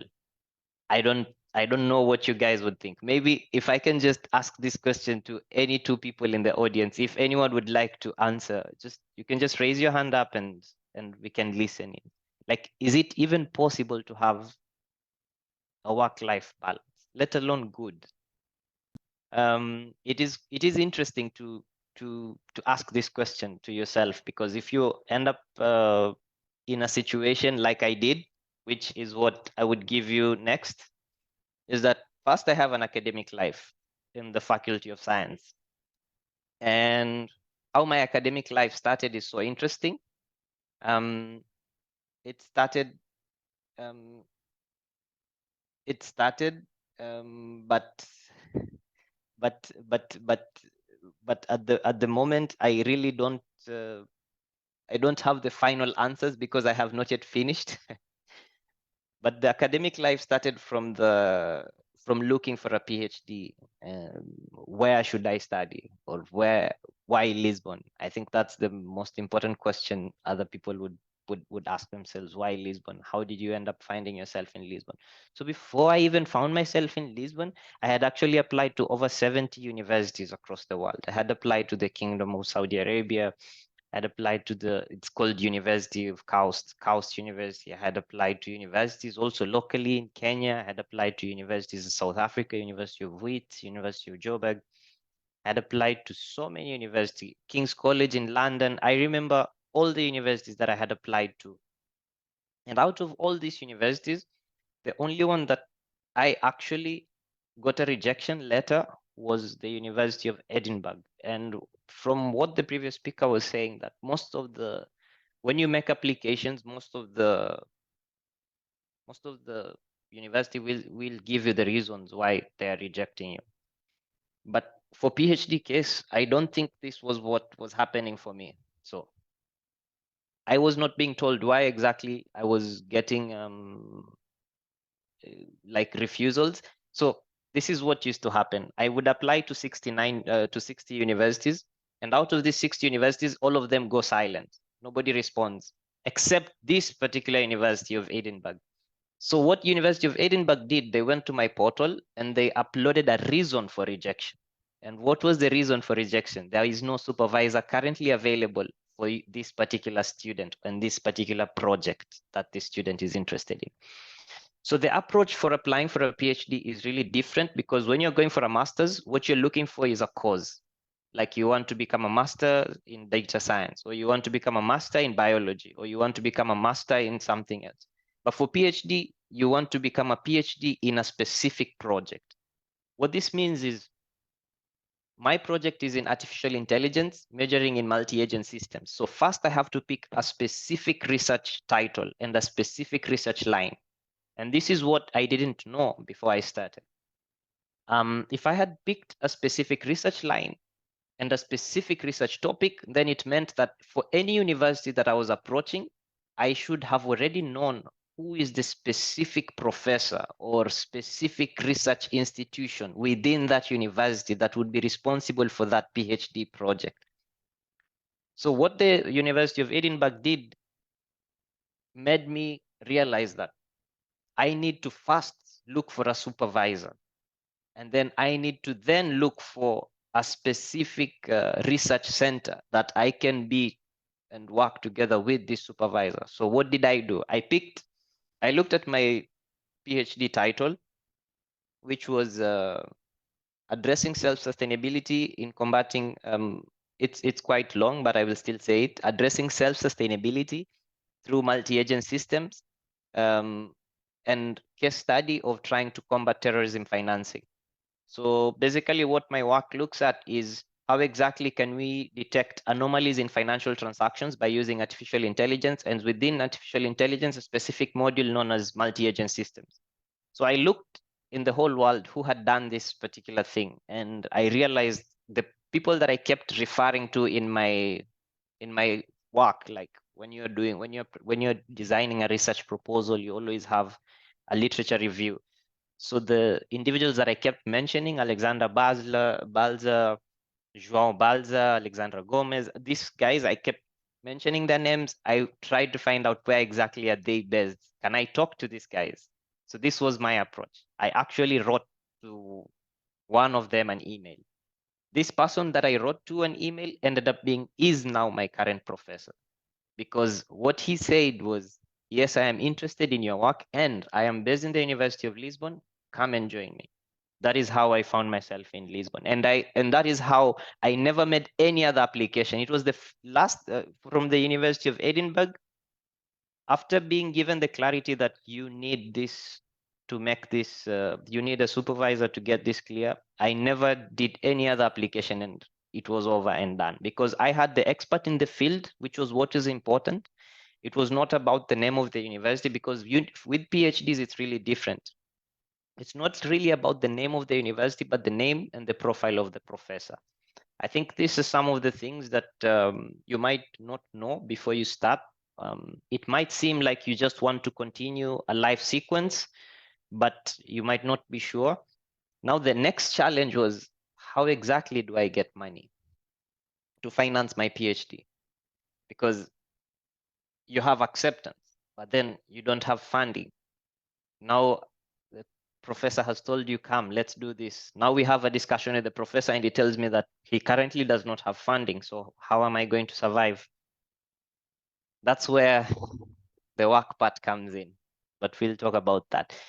In summary, just getting to start the PhD really needed a lot of, I already had the motivation. I already wanted to become a PhD because of my research topic. Like, I really wanted to go and explore further and solve the problem of terror financing and how to use artificial intelligence to do this.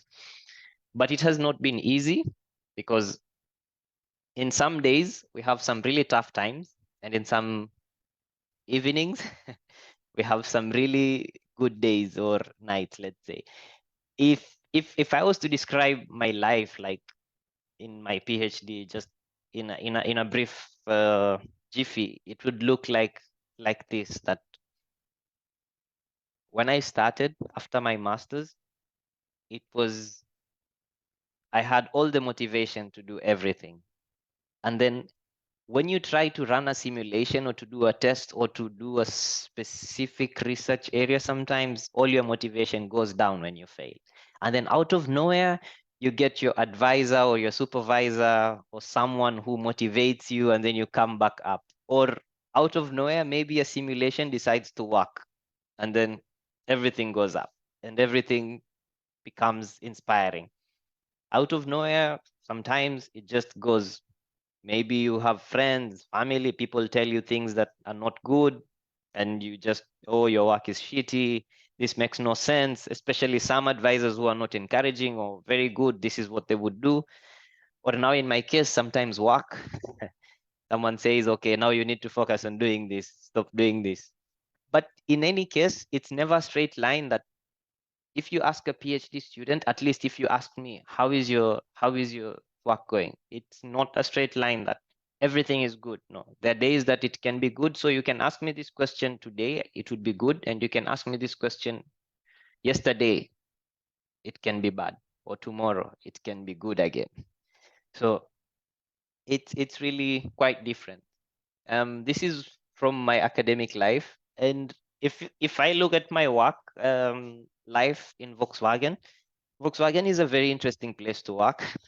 First of all, it owns, I don't know, over 7 or 8 brands of companies. It owns many other brands, Audi, Bentley, I don't know, Lamborghini, all these brands, Ducati, the bike. So I have been working for Volkswagen now for almost 1 year. And getting to join Volkswagen was one of the easiest thing to do. Why? Why did I decide to join Volkswagen first? This is what I wanted to talk about. Why did I decide to join Volkswagen? First is because I did not have money. I have moved to Europe. I am starting my second year of PhD. I still don't have funding and scholarship. I need money. What do? I start looking for jobs. Where is my expertise and my experience? The one that I have explained before, in audit and IT. So what am I gonna do? I look for jobs in audit and IT. And Volkswagen was setting up a lab and an infrastructure for audit in Lisbon. And Volkswagen was the second job application I made. I stood out for 2 reasons. Number one, I had built up this profile before I came to Portugal. So it was not about what I earned in Portugal, but the profile and the experience that I had built before I came here. That was really important. Then the second thing, which is what I would really like to point out, is when you move to such places like Portugal, Germany, Europe, it takes very little for you to stand out, because people don't go an extra mile. People don't work beyond what is normal for them. People believe in 8 to 5, working from 8 a.m. to 5 p.m., go home. People believe in doing studies, undergraduate, masters, finish. People don't like going beyond projects that stretch them a little bit. It's not that people are lazy, it's just that people don't like going this extra mile. So it's very easy for you to stand out if you are just a little bit hardworking, or if you're just a little bit different, let's say. If you know how to speak, you know how to package your points, you know how to address the right people. And this really helped me get into Volkswagen, because it was the second job application I made, and I was quickly picked for an interview, and I loved the whole interview phase. It was very good, very precise, and very short. And the best experience that I have had with working for Volkswagen is it has given my academic life the opportunity to grow. Because look, I didn't get to start knowing that I will go to Portugal, I will get this PhD, I will start this PhD, and then the next thing is that I will get a job with Volkswagen, and then after getting a job with Volkswagen, I will get a job that will give me the flexibility that will allow me to even do my PhD as well as I am right now. So it's something that came on the move, and because of what I was looking for was exactly what I knew exactly what I was looking for. I think that's the statement I would use. And if you look at the profile of what we do in Volkswagen, like what I do specifically is a lot of technical analysis. I perform specifically specific IT audits, and not just in Portugal. So being an auditor in Volkswagen in IT means that I get to audit any system that has been deployed in the world by Volkswagen. It can be a car system, it can be infrastructure, it can be the security platform. But right now, I majorly focus on auditing AI systems. This is something that also came as a give. Why? Because my specialization was in from school, PhD. It's this AI, and then now I get to fix myself within Volkswagen to audit specifically AI systems. It's easier to do this. This part of life is easier. It's easier because of the experience compared to academia, specifically compared to PhD. I would say this would be easier because with Volkswagen, everything is laid out, everything is set. You know, when you get to the office, this is what you need to do. This is the processes that you need to follow. This is the structure that you have to take, you know. But when you look at the academic life, it's you are everyone for himself. You are on your own. Do your thing. Wake up in the morning, figure out your own program. What is it that you're gonna study? What is it that you're gonna, because there is really no curriculum for PhD. Nobody is gonna give you like, this is the coursework to follow. Like study this today and then tomorrow come and study this. There is no timeline. There is no deadlines for deliverables. None of these things exist for at least the next. It might be there only in your first year, just for 2 months to indoctrinate you into the system. But for the rest of the 3 years or 4 years, it will just be you and you by yourself. So if you look at a comparative placement between your PhD life and the work life, work would then look simpler in that case. But again, there would be some challenges, like it's always going to have like some corporate setup. So you would not have freedom or flexibility in doing things the way you want. Yeah.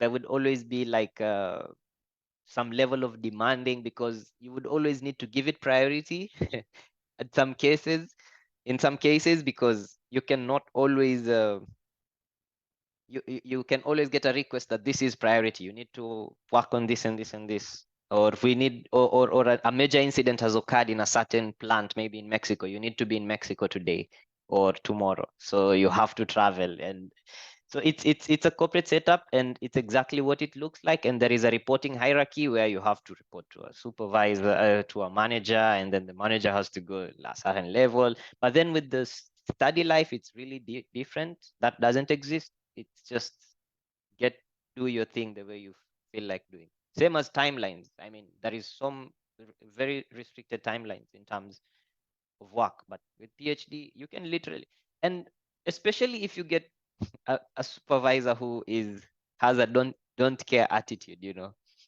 you can end up being in a situation which 6 months you've never spoken to your professor, and if he doesn't care, he will never speak with you. He believes that you know what you're doing, and you will give the result that you need to give at the end of a certain period of time. So with PhD, you really need to have a good motivation to do it. You really need to structure yourself well enough to do it, and you really need to find motivation for yourself to keep going. I am just in my second year, but this is what I would say.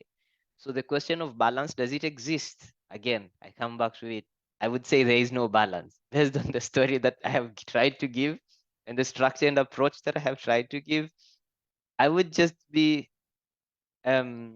direct and say I don't think balance would exist because again, there is always constant overwork in many cases. Either I would have too much overwork from work, or I would have too much overwork from school. Either way, it would always be there. You would also always have something that will suffer, like your personal life in most cases. Some days you will definitely have burnout. Yeah, this happens. I mean, it happens because you cannot avoid it, especially looking at the structure and style of the work that I do. I mean, if I was fully, if I was a fully funded PhD student, this would be different. But since I am a partially funded PhD student, this really changes the dynamics, because I I I I have to work, and at the same time I have to create time within my working environment and hours to also study. For example, if you have to work for 8 hours in a day, let me say 6 hours, and you really have a strict or stringent employer, in as much as there is working from home, all these other things, but you still have deliverables within 8 hours. You still have to create an extra amount of time to ensure that you've worked on your school and your schoolwork, and if you're doing a simulation, you have to do it. Otherwise, you might end up hearing like PhD students who are doing PhD for 8 years or doing PhD for 9 years.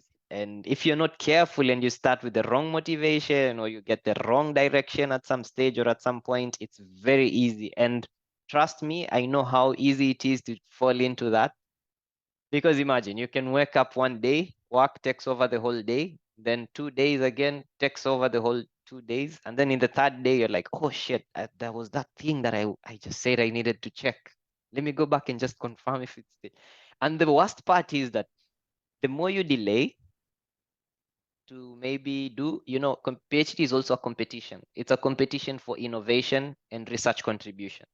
So if you take 3 weeks to make a contribution or to make a simple analysis to make sense, and then you read a certain paper and you see that someone else tried it and it already worked out, so now that also changes your whole your whole dynamic. Because if you had tried it in a certain way and then you see now you wanted to take this direction, then when reading a certain literature you realize that someone already did that, so whatever I'm trying to do, it's not gonna give me the accomplishment that I am looking for as a contribution for my work. So you have to really keep up. Yeah. Also, it's very easy to lose self-care, and your relationships will definitely be affected. People would not understand. Whether it's family, personal, I don't know, whatever it is, they will always be affected. But again, there are days that you get to have this kind of days, like a weekend where your weekend starts and I have not even relaxed, I have not even been productive, but I am feeling guilty that I have not done anything for the whole time. But you have just been there, it's a weekend, like it started. Like, this is a really funny Simpson emoji, but this is like a classic interpretation. You feel like unaccomplished, nothing done, but you need the rest, you need the relaxation, same time you need to accomplish. But then again, when you sit down and think, oh, what's this? So these are really things that exist when you start and when you consider doing it. And if you do not have the right mental solitude to deal with such, you will definitely have problems. And this is some of the things that you can put or have in place that can assist, like having a really good time management technique or strategy. Give your personal lifetime. I think your audio is a bit low now. Oh, sorry. Okay, it's okay now. It's okay, yeah? Yeah, yeah. Oh, nice. Okay. Sorry. So giving some bit of personal time to yourself is really important. Yeah. Creating some boundaries between like specific days and say on this particular day, I will not do any work. Or between this hour and this hour, I will only focus on doing this and this. Like, you have to force the balance. That's the point. Like, you have to force, you have to create it, because it doesn't exist and you can easily lose yourself in it. Yeah. So you have to force. And when you see a failure, you have to accept that this has failed. There is nothing else I can do. I have to be flexible, adapt, and digest. Whichever way you want, there is no better way to phrase it. So some of these things you have to force, you have to balance, and you have to create. The one that I'm talking about, lastly here, is stress management. There is no specific technique that I can give you how to deal with your own stress, because you know yourself best. For me, I would deal with it by trying to find time to socialize, um, managing stress by swimming. I try to do swimming every day, especially when I'm in Lisbon. Whenever I'm in Lisbon, I really try to do it. Um, the days that it's more difficult, but because again, even if you're rigid, it's not easy, but you have to try and create a discipline for it to work. Um, like I said, you just have to pick what works for you. There is no clear-cut answer, but you have to like create a building block, especially with these 3 points, like managing your time well, creating really good boundaries for yourself, and giving your personal life the time that it deserves. And with this, you might have some some good something that can look like a balance. Let's say something that can look like a balance, but you need a lot of strong a very strong mental solitude. And by this I would say that even if it means getting therapy, even if it means getting a strong support system, even if it means getting a, a family, that someone that you can talk to every day, because PhD is really no joke. If you are thinking of even starting doing a PhD, you have to know that it's your life. Like it's not like a master's where you can go, you can start and then drop off, come pick up again later. PhD, it's integrated. It even in some instances, you would probably be sleeping and you would probably just dream a simulation or something that you were doing. You would wake up and someone, when you're walking with friends, you would just find yourself talking about your topic anytime, and it's very easy to get lost in some moments. Yeah.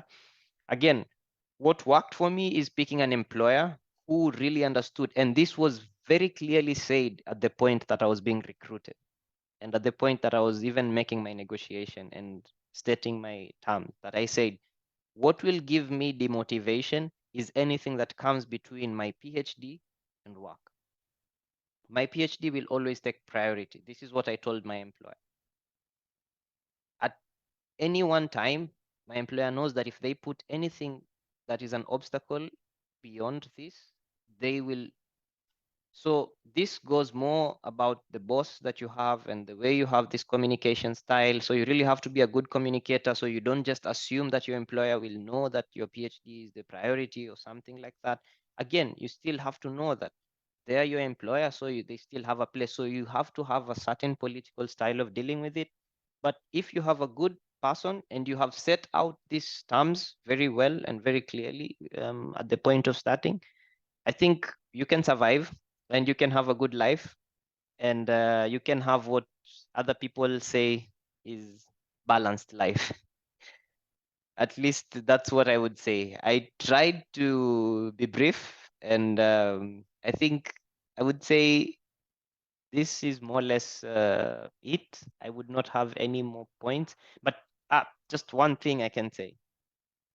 Just one thing I can say, maybe in 2 minutes. That if you're looking for an opportunity of getting out of home and away from home, there is so much outside. Yeah. It is very easy to stand out if you put a little bit of excellence in yourself.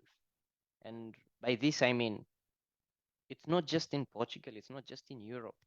You know, in an African society, I don't know how you guys would see this, but in an African society, it is very difficult to stand out back home because there is too much competition, too much corruption, too much bribery, and this and that. So it's very difficult for you to be on the same level playing field with everyone else. Yeah. It's very difficult for someone to read your CV because you stand out and because your CV makes sense and it's the best and actually give you a job for that. But then life is different on the other hand, in this case, and on this, like on this other side, like, because someone would actually take it, read it, and say, this person is actually the best for doing this. And can they do it? So you have to always make documents and prepare documents. It's not luck, actually. It usually feels before you get out, it feels like it's luck. It usually feels like it's luck. And even my friends would say this sometimes. It was luck or something. No, it feels like luck. But if you know how to phrase and structure what you want, the way you want, and give the first person who reads your CV, like if it's the first recruiter who reads your CV, just assume that they're not biased. Give him a reason to hire you in less than 20 seconds. I think you would always get something, and give them a reason that you can sit down with them on the negotiating table in such a way that they can give you what you also need to succeed. Yeah, I think this would be the only things I would have to discuss. And thank you so much for the time and everything. I am sorry if it took a little bit more time, but yeah. Thank you very much. Thank you very much, David. Wow, thank you very much. Very detailed, very practical, very real, very original. And you know that this is exactly the essence of this platform, to be very original, not just not just coming to motivate people with motivational speaking. Very detailed and practical. It's like a journey. For if you followed through, if you were not distracted, if you followed through, you'll see it was a journey. It took us through a journey. It started from, you know, his bachelor's, you know, started from his personal life, his bachelor's, master's, PhD, how he got his PhD offer. And, you know, something really struck me for those who are interested in PhD, and peradventure, maybe you are not interested, or you might also be of help to someone out there. You know, you definitely are not just attending this training for yourself alone, but for others also. So you become a resource material even to other people. You know, he said something that's very critical for a PhD position. You know, he applied to about 70 schools and he was getting rejected. And what he did was, from literature review. Literature review is it's a review of different views and standpoints of different scholars that have written and spoken in that particular area, research interest area, for quite a number of years. So you bring different voices together and you identify where the gap is. Okay, people have not actually looked at this topic in this way. So I'm looking at it in this way, in this manner. I'm looking at it this way. People have looked at the world in this place, but now I want to look at it from this angle. That becomes a research problem that you want to deal with. That's a research gap. And as a PhD candidate, you look into that gap. Now, he now went online to check, okay, who are the people that have written something in this area? And then he found some top researchers in that area, and then he contacted them. And one of them gave him an offer, and then now he's in Lisbon doing his PhD. Look at how it was easier for him when he took that step. Now, someone out there that have listened to this presentation doesn't have to apply to 70 schools. Now, he has applied to 70 schools. That becomes a learning curve for someone out there. That just a simple tip of fine-tuning the area of interest that you want, then look up, check online. The opportunities we've been sharing with you, which of those ones resonate with your research area, your research interest? Then check the internet. You can always get anything on the internet. Check the internet. Who are the scholars that have worked in that particular area before? Then you can reach out to them. These people are really very much, you know, like the first speaker also said, these people are really very much interested in getting feedbacks. They want to ask them questions, engage them in intelligent discussions. They are very much interested in having a conversation with you, as long as it's an intelligent discussion. So you can reach out to them. Oh, hi, I found so I'm interested in pursuing a PhD in this particular area also. I'm wondering if we could work together or something. And then he got that offer. So it is work. You know, it is work. The first speaker also said it is work. PhD is not free money. I mean, scholarship rather. Scholarship is not free money. It's not, nobody gives free money anywhere. It's not free money. They have what they are looking out for. They have what they want to sponsor also. So you need to put in the work. And you know, it's I don't know what you have heard personally, but it makes the PhD journey really very smooth. I mean, really very smooth. If you have listened to the story, it took it as a journey, you know, starting from his own personal experience, bachelor's and all of that, then grad till when he got the offer, the challenges he encountered, also how he was able to overcome that challenge. So these are practical things that we definitely will learn. And you can't read these things on the pages of books, except someone shares his own experience with you, peradventure in writing or in a workshop like this. So personally, I've learned a lot. Thank you very much, David, for that detailed presentation. Thank you very much for walking us through that journey. I followed the journey all through. Thank you. Thank you very much for that. Thank you. Thank you. My pleasure. And it was really, really, really enjoyable to have this and to have you in the audience. Yes, thank Everyone you. else. Yes, thank you very much. And you know what David also said about the work-life balance. I just like that conclusion also. I think maybe Oluwaseun also will say something about that when she comes up. That the conclusion is there's really no balance as far as work life is concerned. You just have to fight it out. Actually, like David concluded, I mean, you have to fight it out. It's not going to be easy. Oluwaseun also said that, you know, it's not going to be easy, but you just have to fight it out. And he also said something when he was presenting that in the course of all this, definitely some people will not understand how busy and you know, how busy your schedule looks like, and then some people will get offended. Yeah, it's not a big deal for that period for you to achieve your success. I'm sure for those who went to, I mean, for those who have acquired bachelor's degree already, also how interesting it was. Also, it wasn't everybody that was really cool with you. There were some points that you had to focus on your study, you had to focus on studying, and then so you couldn't check up on some people. Maybe you were lacking some, you know, some commitments in your relationships and all that. But at the end of the day, when you're graduating and you finally have your results, everybody is happy. So it was worth fighting for. You know, so along the line, you get to offend some people. Some relationships will be strained a bit, but to the end, they might not understand in the long run. But I've definitely later on, the result will speak. So that's also a learning curve. I picked quite a number of things. I don't know what you picked, but I picked that also. You know, so thank you very much for that. Thank you, David. Thank you very much. Thank you. So let's move to the question and answer session. So let's welcome Oluwaseun back to the forum, to the platform. Now we're on the hot seat. Now, hot seat, including myself. We are all on the hot seat now. Okay, so for those who have dropped their question, I think Oluwaseun has a question already. So if you have questions, please drop it in the chat box, or if you don't want to type, you can also raise your hand. So whichever one is fine. So let's start this way.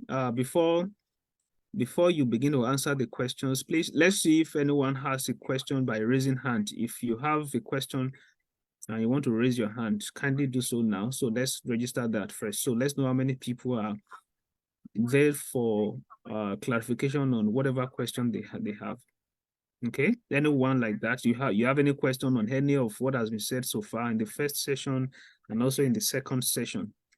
Okay, so while we are waiting for that, so let's quickly dive into the existing questions. So I think Oluwaseun will want to go first. So you can actually if Oluwaseun answers a question and David, you feel you want to add something to it, you can always add whatever you want to add. And if David answers a question and you feel you need to add something, you can always do that. So please be free to do that. Okay, so let's have the questions answered.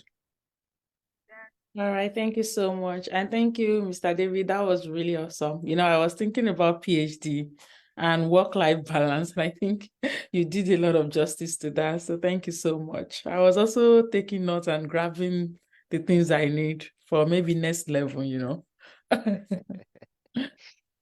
All right. So to the question, I think the question I have here was like someone is asking from maybe Miss Abimbola now, if at the time of application you have spent less than 10 years in your country, like you were out of, so it doesn't matter, you can be out of your country.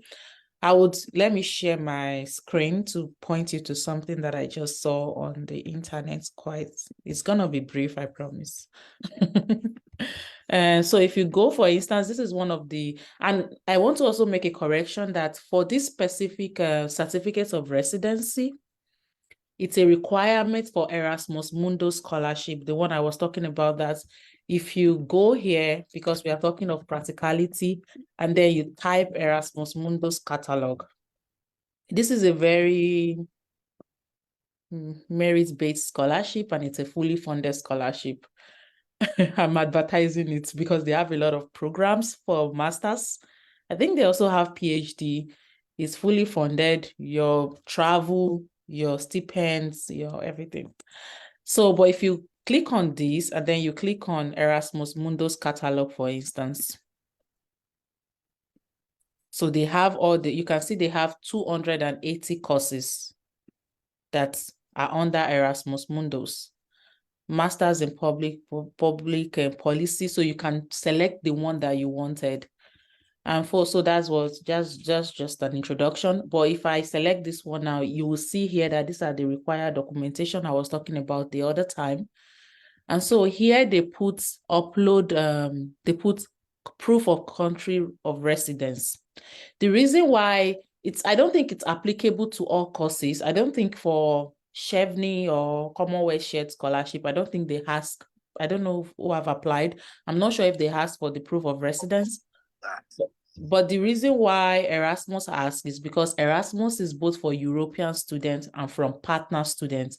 Unfortunately, many African countries are partner students. They are partners to Erasmus Mundus. Nigeria is one. I think Kenya is one. So they give some scholarship for Euro. It's the same scholarship. They give it to European students and also to international students. So that is why they need this proof of country residence. And if you click on it, they said you must upload proof of your current country of residence to confirm your eligibility. Without this, you are not even eligible for the scholarship. And so they said it could be the one that I talked about by the courts, or it could be the one that a letter by your current workplace or your study or your school that is issued. What they need there in that document is your full name, your date of birth, your address, the date it was issued, because they said anything that is issued that more than 6 months old, they are not even taking it. So from the deadline of the application, that means if you're applying for this kind of scholarship, that's why I said it's very important for you to look at the criteria. If you're applying for this kind of scholarship, then you need to get like the residence, proof of residence that you need to upload should not be more than 6 months old. So that means you need to get it when you're already starting to plan to apply. And so a signature and the stamp of the issuing party, that's all. I think where I go, it doesn't have to be 10 years. What happened was that in mine, they wrote there that I'm born in Nigeria. I think there's also a place actually where they said you should live in your country, either out or in, for more than 10 years. So it could be either you traveled for 6 months, it doesn't count.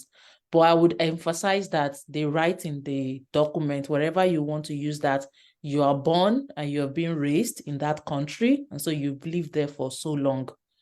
That is very important. I think they specify the years that I've always been living in Nigeria for my own particularly, but it doesn't matter that when you travel out of Nigeria or not. So that doesn't matter. Just make sure that since you're born and then you're raised and you went to your university in Nigeria, that document just have to have that fact that you are also in that country when you are applying for that scholarship. You won't be able to apply for Erasmus if you are not living in Nigeria at the moment. So you will have to apply as an European citizen, resident, I guess. So if you're applying now, I think you have to be in Nigeria to apply. And that's what that means, so that you can get the resident permit. I don't know. Do you have like any follow-up question to this? I think it's really, really specific to Erasmus, majorly. But that is it. Any other question? Explore. I think, I think this is the first time I've seen the scholarship board asking for proof of residence actually, and I think it's customized for Erasmus Mundus. Yes, it's customized for them. Yeah, because I've not actually seen. I've studied a couple of, I mean, quite a large volume of them, but I've not seen. So I think it's customized for them, and I also think it won't be a bad idea if you apply for any other scholarship and you attach it as supporting documents. It won't be a bad idea. You can always, even if you're applying for visa, there's what we call main documents and there's what we call supporting documents. Now, some of the supporting documents, in fact, this is how it works. Take note of these secrets. Some of the supporting documents will not be listed on the website as part of the required documents, but they will leave they will leave those supporting documents unannounced for those who are able to make further research to discover themselves that some of these supporting documents are also needed as main documents. So those who are able to get that information will now become higher in terms of advantage. So for instance, you're applying for Chevening scholarship and proof of residence is not part of the requirements. It's not part of it. But if you submit it as part of the additional documents, now that can give you an advantage over those who did not submit, even though it was not listed on their website, because they're always looking for ways to draw people. There are a lot of things to consider when they are scanning and screening applicants. So they use different things. So that can make you a step higher than others when you submit additional documents that are not announced. So I think it's something you can adopt in any scholarship you're applying for, that proof of residence. Yeah, I think it's a very, very vital one. It's a very vital one. Thank you. Then I think there's another question. Can you check your charts? And also, I don't know if David also has something to contribute to that. There is just something I would like to mention just in the aspect of PhD. It's not necessarily just on this topic. I want to clarify something also for PhD context. Like for applications for scholarships for PhD in Europe are a little bit different because they're very country specific. For some countries, when you're applying for a PhD scholarship, aside from Erasmus scholarships, of course, you don't need to apply for a scholarship. You just need to apply for the PhD program. And when they accept you, by default, that's going to be a scholarship position. And this would mostly happen with countries like Norway, Switzerland, Scotland. There are really so many countries that are like that, especially in the northern part of Europe and some parts of Asia as well. But it's good to have that in mind because in some cases they might request you for such a document additionally because they are the ones that are PhD student positions and then there are PhD scholarships. So for PhD student positions, even if you're a foreigner, they would require proof of residence that you already live in that country. So that's something else. Yeah, it's because it's kind of like a job that you're being given working under supervisor, but to get a PhD at the end of 5 years. Yeah. So, yeah. I wanted to also mention things when we're talking about this additional requirement that if you still have opportunity to get all of this requirement that we are talking about, I mean, to get your transcript from your school that is signed and stamped, to get your diploma, your certificates from your school, original certificates, to get this certificate of residence. I think it's as someone that is exploring and looking for opportunities, it would be nice to just get these things. In fact, if you don't need recommendation letter now, you can start, like we were saying, start approaching people that are going to be your potential referees so that you just have this pool of resources that you can dip into when you need them, or that you have even the certificate of residency that they said 6 months, if you have one now and then when you need it, but you already know the pattern to follow to get that certificate as soon as possible because you've tried it before. So I think it's nice as people looking for opportunity to make sure that you have the availability of these resources available, and then you can just dip into them and take them out when you need them. Your CV should already be designed. You should have tried expressing yourself in writing your motivation letter, personal essays, so that you are you are familiar with the process also. That's just what I want to share. one of the things that I feel it's a big challenge, and I actually thought someone was going to ask that question. One of the challenges could also be that, because as much as I know, there are word count limits for scholarship essays. So you are asked to write not more than 1,000 words, uh, and then you have a whole lot to say. And it's as if 1,000 words is just caging you, boxing you to a corner. You can't say too much about yourself. So how do you figure that? They mean different scholarship essays have their different word counts and all that. For Commonwealth, all those 5, 6 different essays. I'm not sure there are more than 300 words, 400 words, just short. But and you can imagine millions of applications coming in, and they have to review those things. So how can you say your essays will stand out? And also obeying that word count, staying within that word count. And also to emphasize the fact that if you go one word above the word count, that's it. That's an automatic knockout, because they are always looking for criteria to quickly knock people out. So they reduce the number of people they will stress themselves to access their applications. And so just you can respond to that generally first. So how will people handle that? How do we handle that? Staying within the word count and making sense enough to win the scholarship.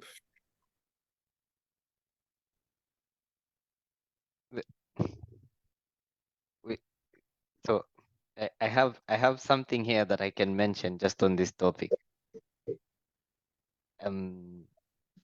First of all, this word count thing it can be really limiting sometimes.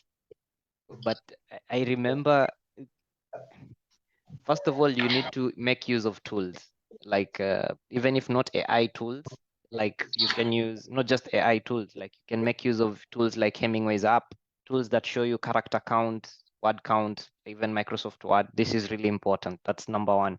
Then number two, you can have bullets of the key points that you never want to be outside any motivation letter or any statement of purpose or any document that you have, even if they're like 7 points or 8 points. You make sure that in everything you write, this also applies for job applications. It's something that you have to make sure that this point, like if you want to talk about your mother, make sure that your mother really stands out in every application. If you want to talk about your uncle or your sisters, or how you lost your foot, if you don't have a foot, you have to make sure those points come out. Then the third thing, I think English. That's the most important thing. English. Use the best English. If you have to, don't use hype. If you have to use when we were constructing these compositions in high school, and we had to use a certain style of English that makes you seem sophisticated, or seem the people reading your document sometimes might not have time for sophistication, but make the English be the kind of English that you enjoy, someone enjoys reading. So it doesn't matter whether it's 100 words, 300 words, it has to be English that hits exactly what you wanted to say immediately someone reads, even if they're just 5 points.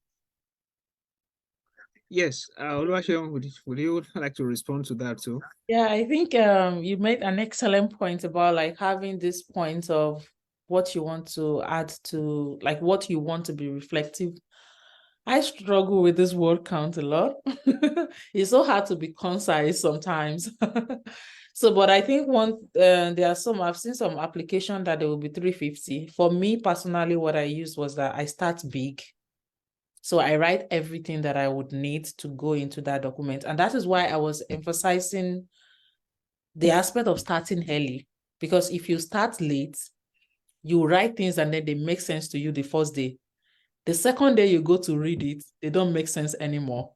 The third day you read it, you won't even believe that, am I the one that wrote this? So that is what I do. I write everything around my experiences. Maybe now they are 1,005. By the time I'm reading it and I'm like, okay, this is repetitive. So you can start by pouring your heart out. And then like Mr. David was saying, have some points of like what you want to be reflective, pour everything out, but then proofread a lot. And so when you're also proofreading, you're reading what that scholarship is all about. For Erasmus, they are very bent on experience with research. So you also have to know what they are looking for. So if they are looking for like research, then you know that so many things other, so you will just be able to align it. But I'm always starting big. And then by the time I read it for 1 week, trust me, almost all the jargons are gone because I'm like, okay, this one is not needed. This one is not needed. Based on their requirements, is not needed. But I think for master scholarship, I would say is very important. Like it's like this. What I personally think is important is that you need to give a little bit of reflection of where you're coming from, just like what we had today about the journey, because you need to take also into perspective that it is humans that are reading this. And there has to be a kind of, you need to be able to tell a story to them and not make them bored. So I always say people should reflect on where you're coming from, like anything that made you even like this course, the course you did in your bachelor's. And also I like the experiences of in your bachelor's, the most important experience. If it's the one that you got during supervision of your thesis, if it's the one you got from a course that is very related to that course. And we are still emphasizing that you need to read about the scholarship you're applying for.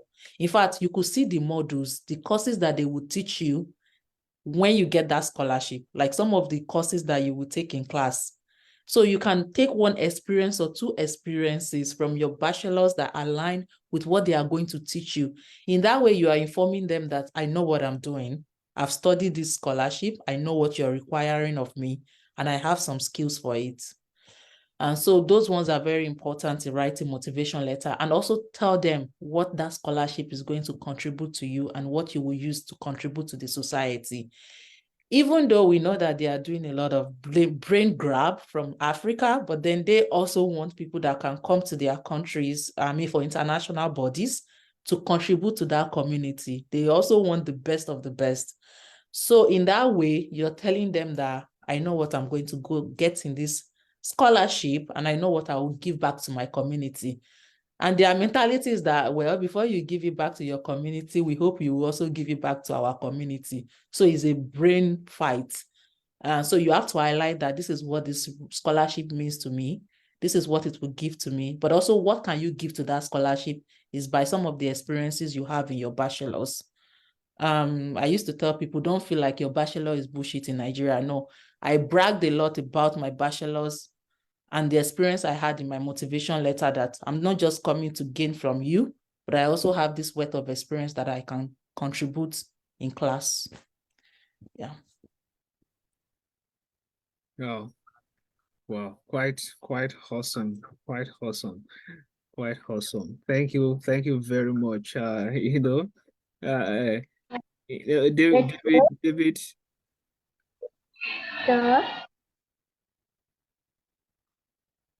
Okay.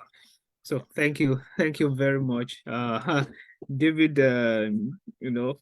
Actually cracked it open for us that you just have to structure your ideas in bullet points. Solves that problem. Like Oluwaseun said, I personally also struggle with word counts because I write a lot and I talk too. I can talk. I like it. So it's always a bit of struggle staying within that word count. So it's a major thing that you might have to work with and make sense enough to win the scholarship. So the combination of the answers solves the problem, and I want to believe you also picked that too at in the audience. Thank you very much. Do we have any other question? Final thoughts, if there are no questions again. So let's have final thoughts from the speakers. So let's start with David. Final thoughts. One key thing you would want to release to the community as we round off. So this might be kind of like a summary of what most of the things I've said, but I think we might say many things or like make many suggestions or many things, but from home and from where you're seated when making any applications, I think like Oluwaseun said, you have to have God first.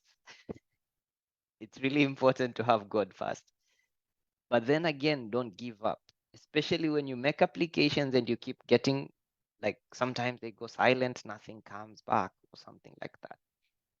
Please don't give up. It's the one thing that can make you get frustrated and throw your hands up, and nothing can, it can, you never know. You might be doing everything exactly the way we've spoken today, everything exactly the way, but something might just still not work. But you should not give up, whatsoever the case and whichever way. I think that's the most important thing I can say.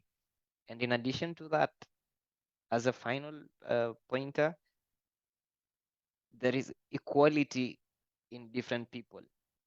You cannot make an application anticipating that nobody will read it. Always anticipate that the president of that country is going to open that application. What exactly are you going to say? Whether it's a country, whether it's that university, the president of that university, if it's a company, the CEO is going to read this CV, because this is how sometimes things happen. So just those two things would be the main things I would say in whichever the context. Oh, Thank you so much for that. And I really appreciate the time and also the exchange that we've had. Quite an experience for me as well. Yeah. yeah. Thank you Thank you so very much. much. Thank you very much for that, David. Thank you very much. Thank you very much. Final thoughts from you, Oluwaseun? Yeah, I think it's I will speak back to what David spoke and quoted me. So put God first. If you're a believer, you know that you have, like we said, a lot of people look for scholarship. It will amaze you by the time they release how many people are applying for the same scholarship you are applying for.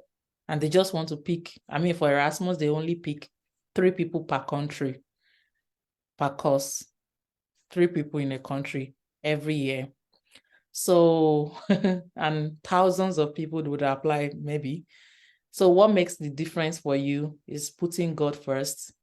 And God will also help you. I think it will make a difference. It will make it easy, because it's not like an easy journey. And then you will even get to know what you really want to do. So that is very important. And I also say things that,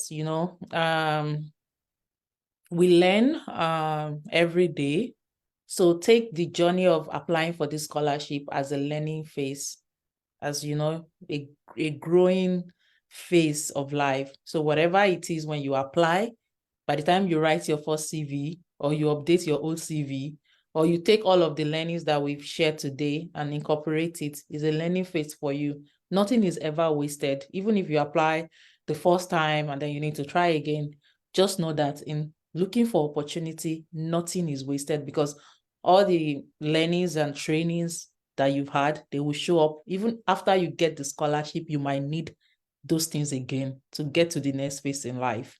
I was listening to the training on PhD today, and I'm like, okay, I also needed to hear this, so that for the next level, there's always next things, and all of these trainings are not wasted. So please take the trainings and learnings very, guide them, and they are going to show up.